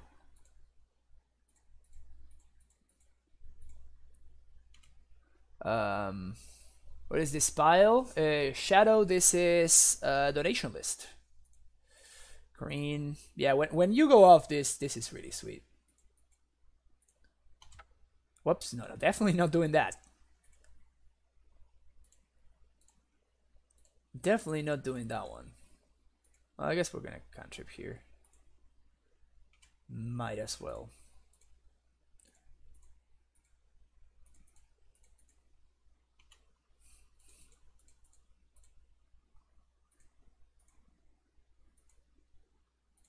This is very lethal, right? Rakdos' return.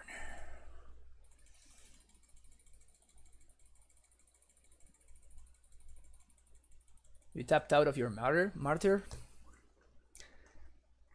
You tapped out of your Martyr? It would be very bad if I were to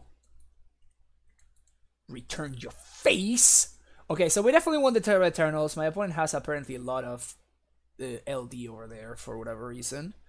And what are we going to side out for them? Jeskai Ascendancy. Okay, deck name is now Jeskai Ascendancy. We got it.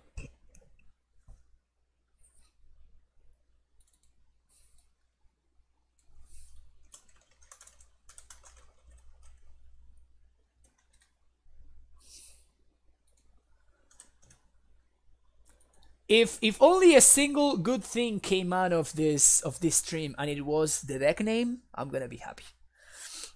Okay, so what do we side at for this? Not punished. How do we sideboard here? I feel like I definitely want the Terra Eternals. My opponent showed me multiple Ghost Quarters, and they for sure also have Scarl. Why do I feel differently? Because I have played with the card, and whenever you cast it, it just wins the game. It is insane. You just trim? Okay. So we can... What do we trim? Maybe SRAM or something? Or Sphinx's Rev. Though I feel like the game is gonna go long-ish, so Rev becomes much more appealing then. Maybe since the game is gonna go long, we side out the land? Is that too crazy? Especially on the draw, siding out the land seems actually quite good now that I think of it. So let's take out one breeding pool. Bad art. Very good. That's the bad art. That's the good art. Take out one breeding pool and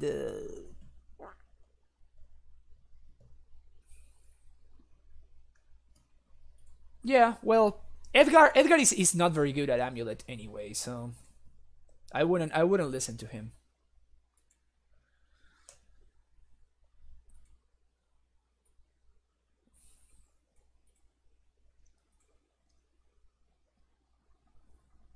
Oh snap. Yeah, Edgar's not very good.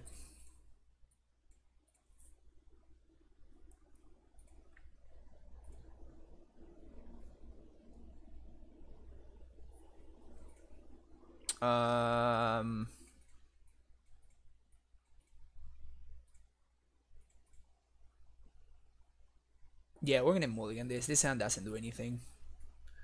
Okay. Can keep this. Yeah, we can only take so many of these guys.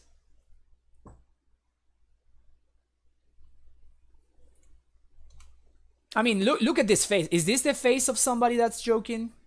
Come on, guys.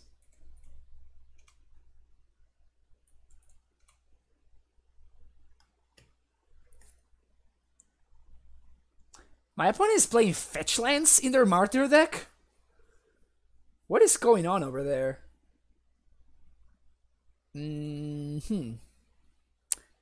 I think we slam this. No, actually... Yeah, I think I slam this. Like, if my opponent paths, then it's so hard to say paths the Core Spirit Dancer, then that should be good. Nevermore. Okay, so I guess they're gonna Nevermore Jeskai Ascendancy. Okay, so Nevermore is a good reason for me to be, yeah, for me to be siding in at least one of these effects. The either, I guess I'm going to be bringing in the Assassin's Trophy for game 3. I wasn't thinking of the card Nevermore, because like, why would anybody ever be thinking of the card Nevermore, right? No, actually, we can do SRAM. And then we can get insane values here. Playing around Field of Ruin by doing this seems worth it.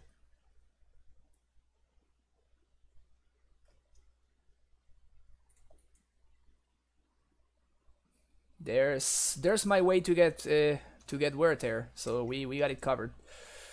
I guess I'm gonna get red mana here.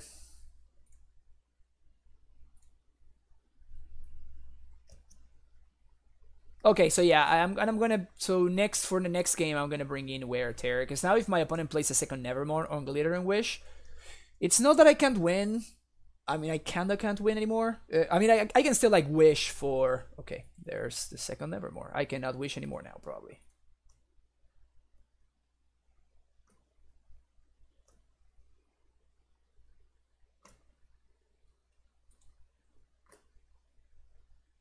Yeah, there's an island in play. I have no idea what my opponent's going on over there. What my opponent's got going on over there. Man, if only these were like expansion explosion and we could like make a lot of mana and just deck my opponent, that would be hilarious. Nature's Claim is what they name. Cool. We're not gonna be able to Nature's Claim anymore, guys. How are we gonna win this? How will we ever win this game, huh?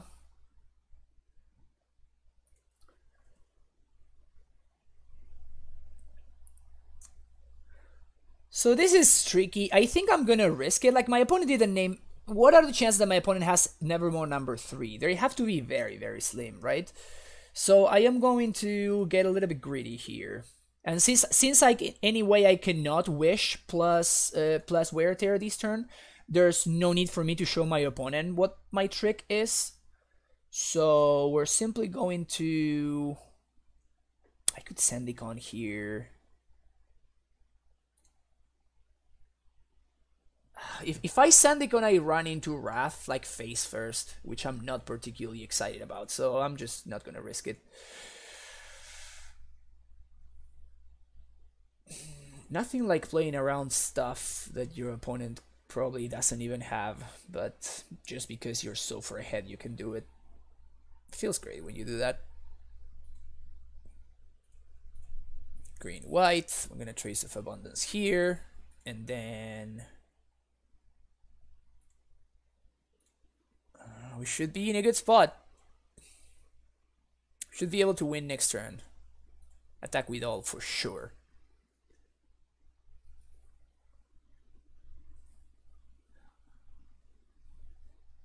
We discard the Wooded Foothills, and then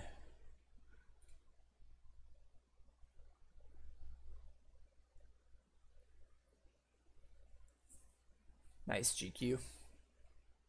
Meddling Mage. Okay, so this is starting to get annoying. Alright. I guess we got God, huh? Oh no.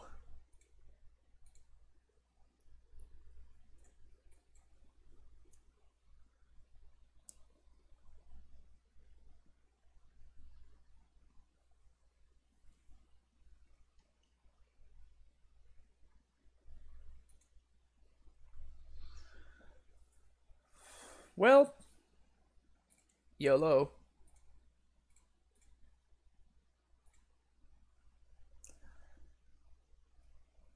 The good thing is that now that we know what my opponent's plan is, I don't think I can ever lose Game 3.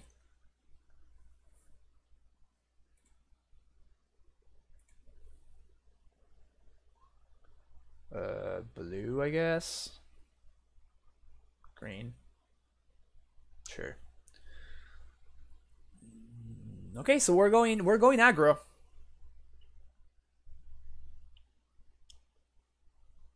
We are going aggro. Blue, blue. Ascendikon here. Okay, not playing around Wrath anymore. Particularly because Wrath actually enables my win anyway, so no need to play around Wrath. That's a solid draw.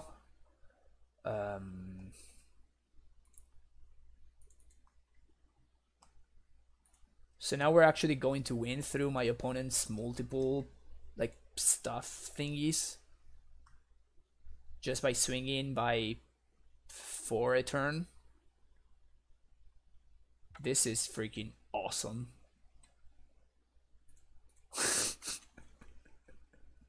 For ya.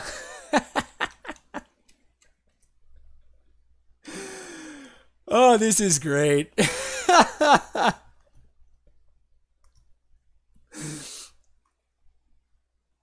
Should have named Terra Eternal so you could wrath me, opponent. Alright, another meddling mage, sure.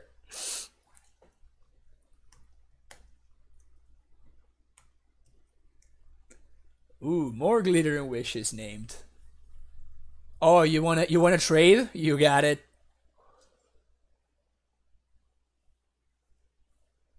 Crucible? You got it. I think we have assembled the lock here, have we? Yeah, so we can do this, blue and white.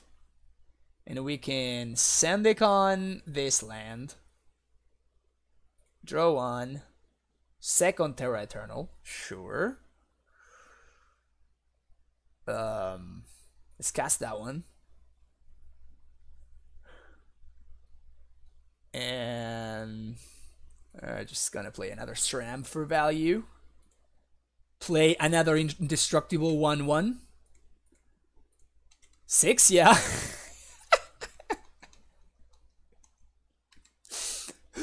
Alright, what you got next, OP? Show me the wrath. Show me the wrath. Damn sphere! Oh no! My opponent has assembled the lock. My opponent has assembled the lock.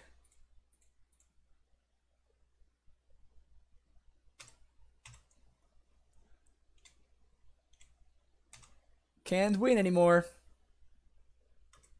So unlucky. So unlucky. My opponent had like the full lock going on.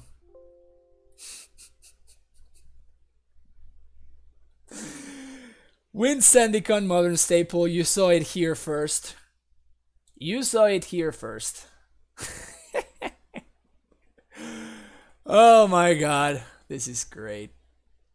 Alright. That was fun. That was a lot of fun. That was a lot of fun. This deck is very sweet. This deck is very, very sweet. We're not going to be amuleting today, unfortunately. We're going to come back tomorrow. This is going to be it for me today. But we are 100% amuleting tomorrow. Any suggestions? Okay.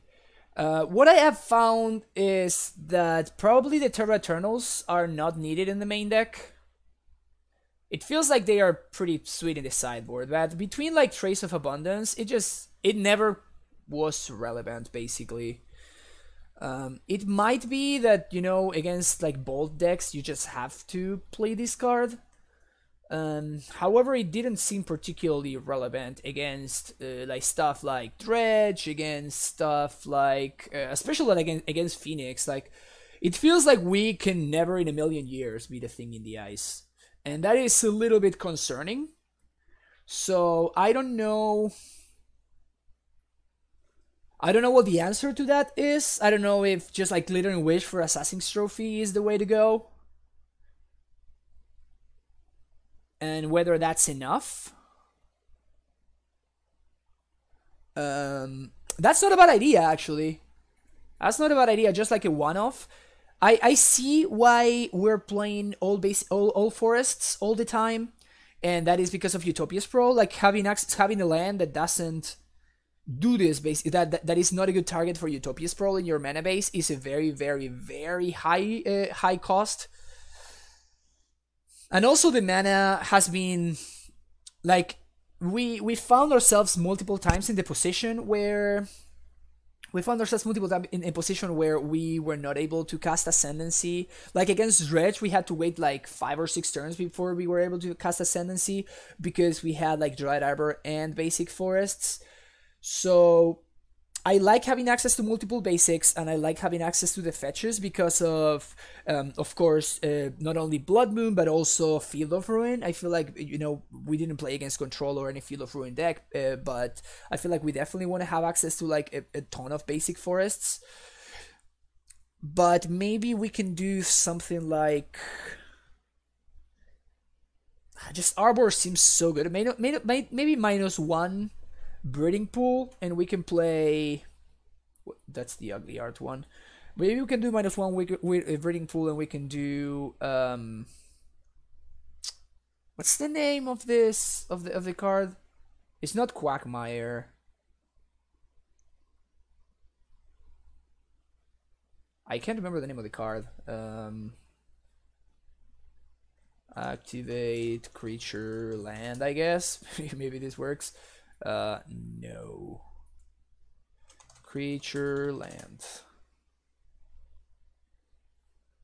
Lumbering Falls, thank you. Because I was gonna be looking for that for a while. How do I not have any of this?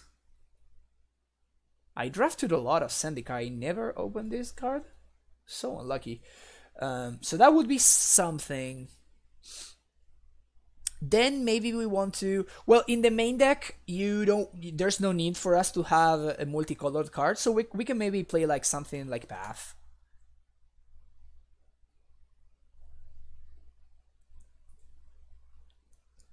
Maybe 1 or 2 Path over the Terra Eternals.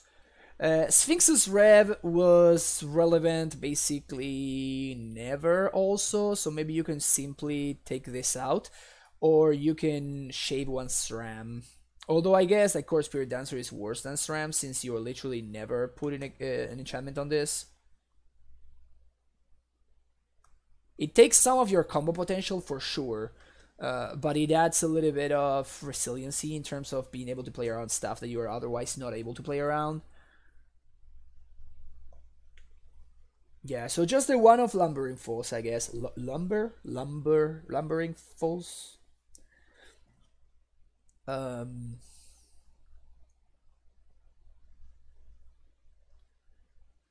enough. Fair enough, yeah. Maybe we just didn't play it against any discard spell decks, so I guess having access to the Sphinx's Rev is relevant.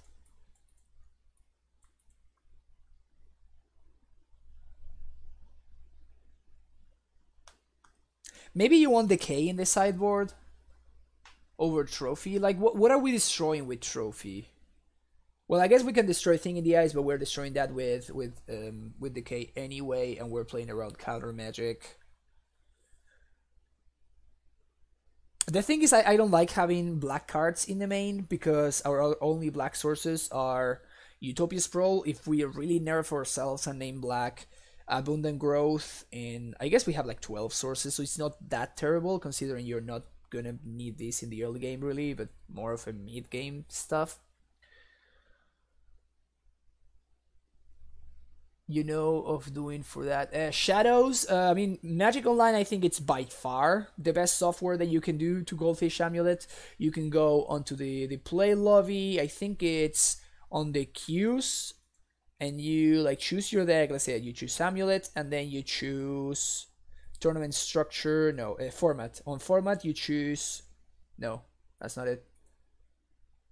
Wait a second, how does... There's an option to play Solitaire. Oh, constructed open play. There we go. And you go here where it says players, you can go to Solitaire. So you choose the deck, so you choose Amulet, then you go to players and you choose Solitaire. And then you can play by yourself. If you don't have Magic Online, then I guess you can use... Apprentice is terrible, don't use Apprentice. You can use... But the thing is that Apprentice is actually good for Solitaire. So I think I would probably use Apprentice. I played Amulet yesterday in a big tournament in my town. I suffered the matchups against BG and Esper. It's normal of I'm just bad. Esper, if they are playing Esper Charm, the matchup is actually very, very tough. It's actually our worst... I mean, I guess our worst control matchup is Blue Moon. But Blue Moon is not really a deck, fortunately for us. But yeah, BG is very, very close. BG is definitely way worse for us than Jund, and the Absent matchup is usually very, very good. But BG having access to like the Fourfold Assassin's Trophy and the Fourfold Field of Ruin really messes up with our mana. And if they like Thoughtseize into Bob, they can run away with the game very easily. So the matchup against BG is not like, I think it's slightly favored, but it's not like overwhelmingly so. Also, thanks so much. No, thank you for suggesting the deck. It was super sweet. Not punished. So apprentice is you spell it like this, apprentice, and it's basically like the other one. What's the other one that's terrible? That sometimes people play.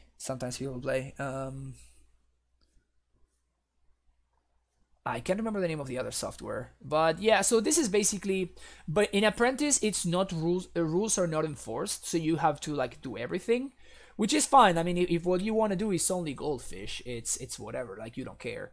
But that's why I say that it's better for goldfishing. But it's not good for like just playing online. It's not really good.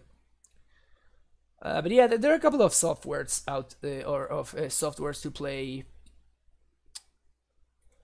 No, you have to do everything like manually in Apprentice. It's really bad. Like honestly, if you want to goldfish the deck, I recommend you proxy it out and you goldfish it that way. But goldfishing it on a software, if you're not using Moto, it's just even with Moto, it's kind of annoying. But if you're not using Moto, it just sucks really. All right, back to this. Yeah, so the Terra Eternals basically, I like them in the board. I am not particularly fond of them in the main deck, so maybe having access to Path is better, especially considering the meta. It might be that you get paired against blue-white and you really, really, really miss your Terra Eternals, but even so, against blue-white, what really concerns you is your opponent cryptic bouncing your lands anyway. Yes, they can destroy you with Field of Ruin, but that's like 4.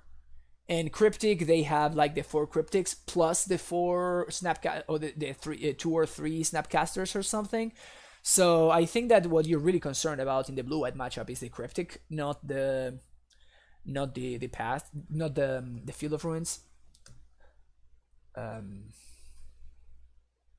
Yes, well, discarding to Bob is really hard to beat for any deck, right? That's where there's the strength or of black green lies, literally. Like the only way to beat that kind of draw is by just top decking very well, or just be playing blue white, where the amount of good cards that you have just like overwhelm your opponents. But yeah. So again, back to this. Maybe try something like this. Couple of paths over the Terra Eternals and a couple of Eternals in the sideboard. I definitely want access to the card, but having them in the main deck seems like a little bit unnecessary, honestly. Due to how the modern format works, right? Also, this seemed redundant. Right? It feels like Rakdos's Return and Flesh Blood do exactly the same thing. I guess as we saw, and this actually was relevant, as we saw, Rakdos's Return was lethal in the face of Spellskite, while Flesh Blood wouldn't have been. But in that case, maybe you just want Rakdos's Return and you don't want this. But it felt like when we were going off, mana was never an issue. Like if we were going off, like we had like an insane amount of mana, so it's not like we barely made it to cast Blood. So I would probably like choose one of this. I don't know which one's better. Probably Flesh Blood. It's better, except exactly when you're trying to play around Spellskite and.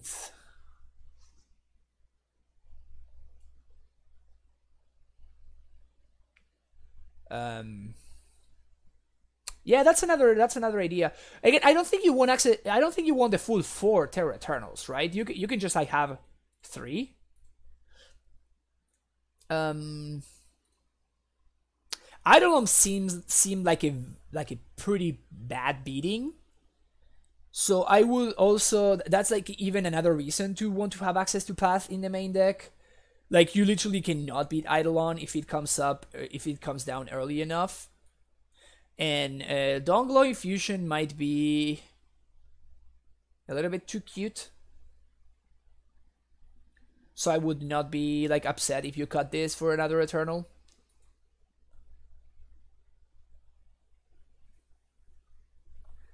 But I still feel like you want some amount of life gain because of Burr. Like Sphinx's Rep doesn't count as life gain, by the way.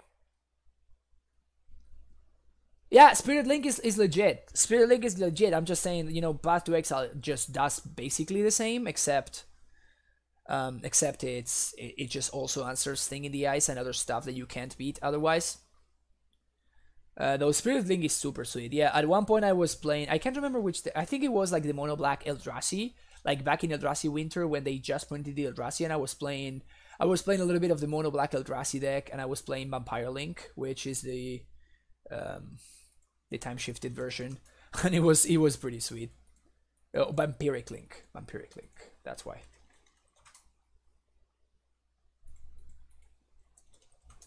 There, finally, that card. I was playing that card in this sideboard against Burn.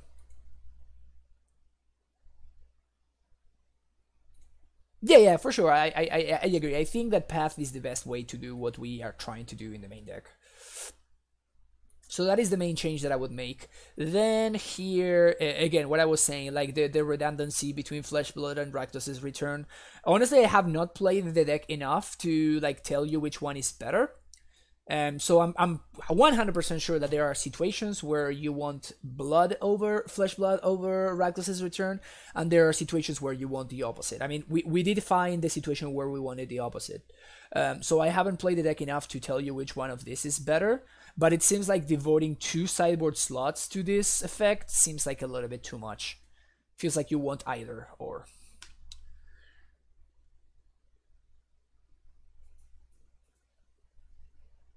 So yeah, so those are my thoughts. Granted, this is only after playing one league with the deck and nothing else. So that's the other thing. Castigate is another card that it seems like it's super sweet, but it feels like it doesn't really do enough. I loved every single other cyber card. I loved, like, all of these cards. Felt very, very good. It felt like they were there for a very strong reason, and I feel like you definitely want access to all of these cards. These are the three sketchy ones. Of course, you know, either this or this. I don't know which one of this, but these are like the 3 slots that I would consider that you can maybe cut. If you want to improve some specific matchup, maybe you want access to, again, Abrupt Decay in the sideboard. So you can bring it in some matchups. I feel like against humans, like for example,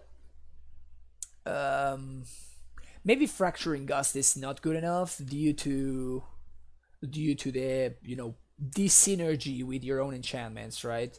But maybe something to that effect, like a sweeper. I'm trying to think right now, going through my mental gatherer. If there's any like multicolored spell that destroys, like, sweeps stuff. Teferi's Moat?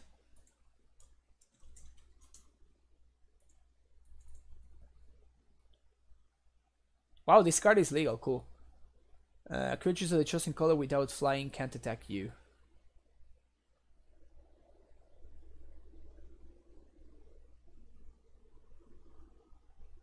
So this doesn't work against Phoenix, because they just hit you with... I guess this is only good against humans, really. They can hit you with Mantis Riders and Freebooters, but that's about it.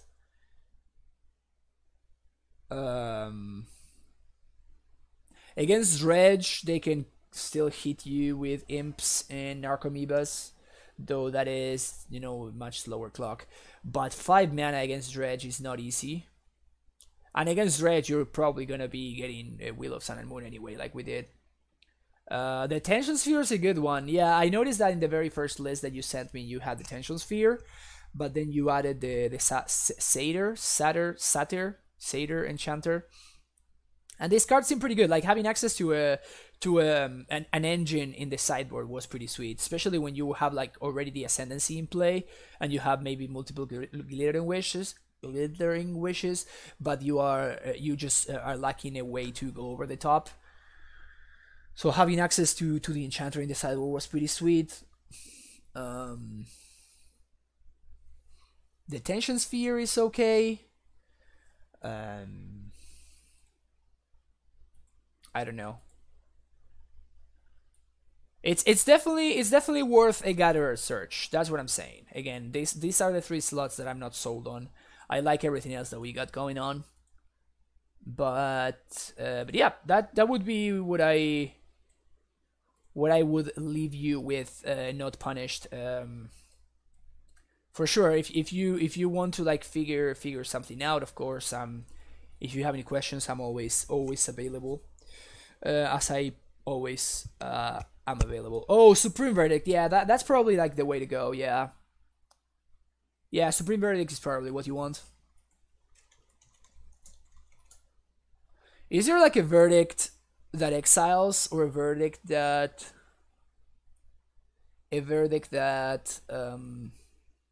that shuffles, kind of like Terminus?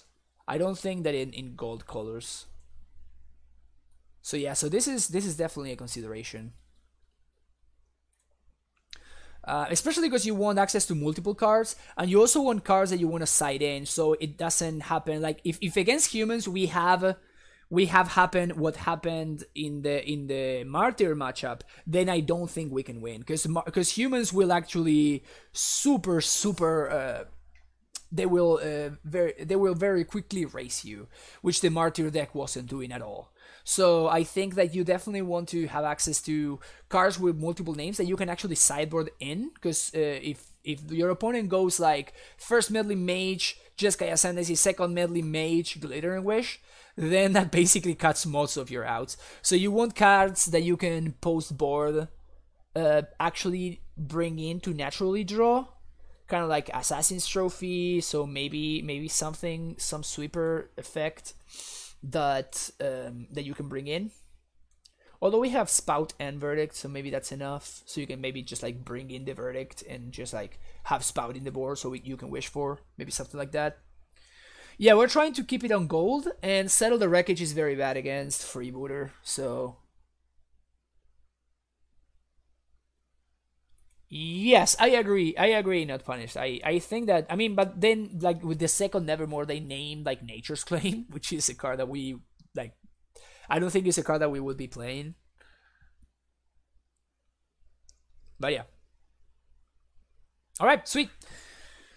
This was a fun stream. Everybody, please check out the new sideboard guide that I wrote. It's pretty sweet. If you haven't hit that follow button yet, make sure you do so.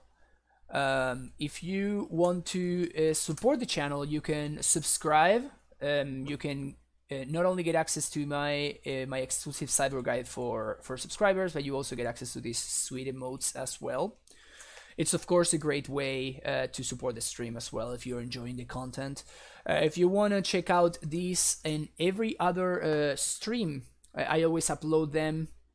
Yeah, Jeskai Ascendancy is a great name. I love it. I upload all of my streams to YouTube. That's my YouTube channel right there, so you can check them out over there for sure.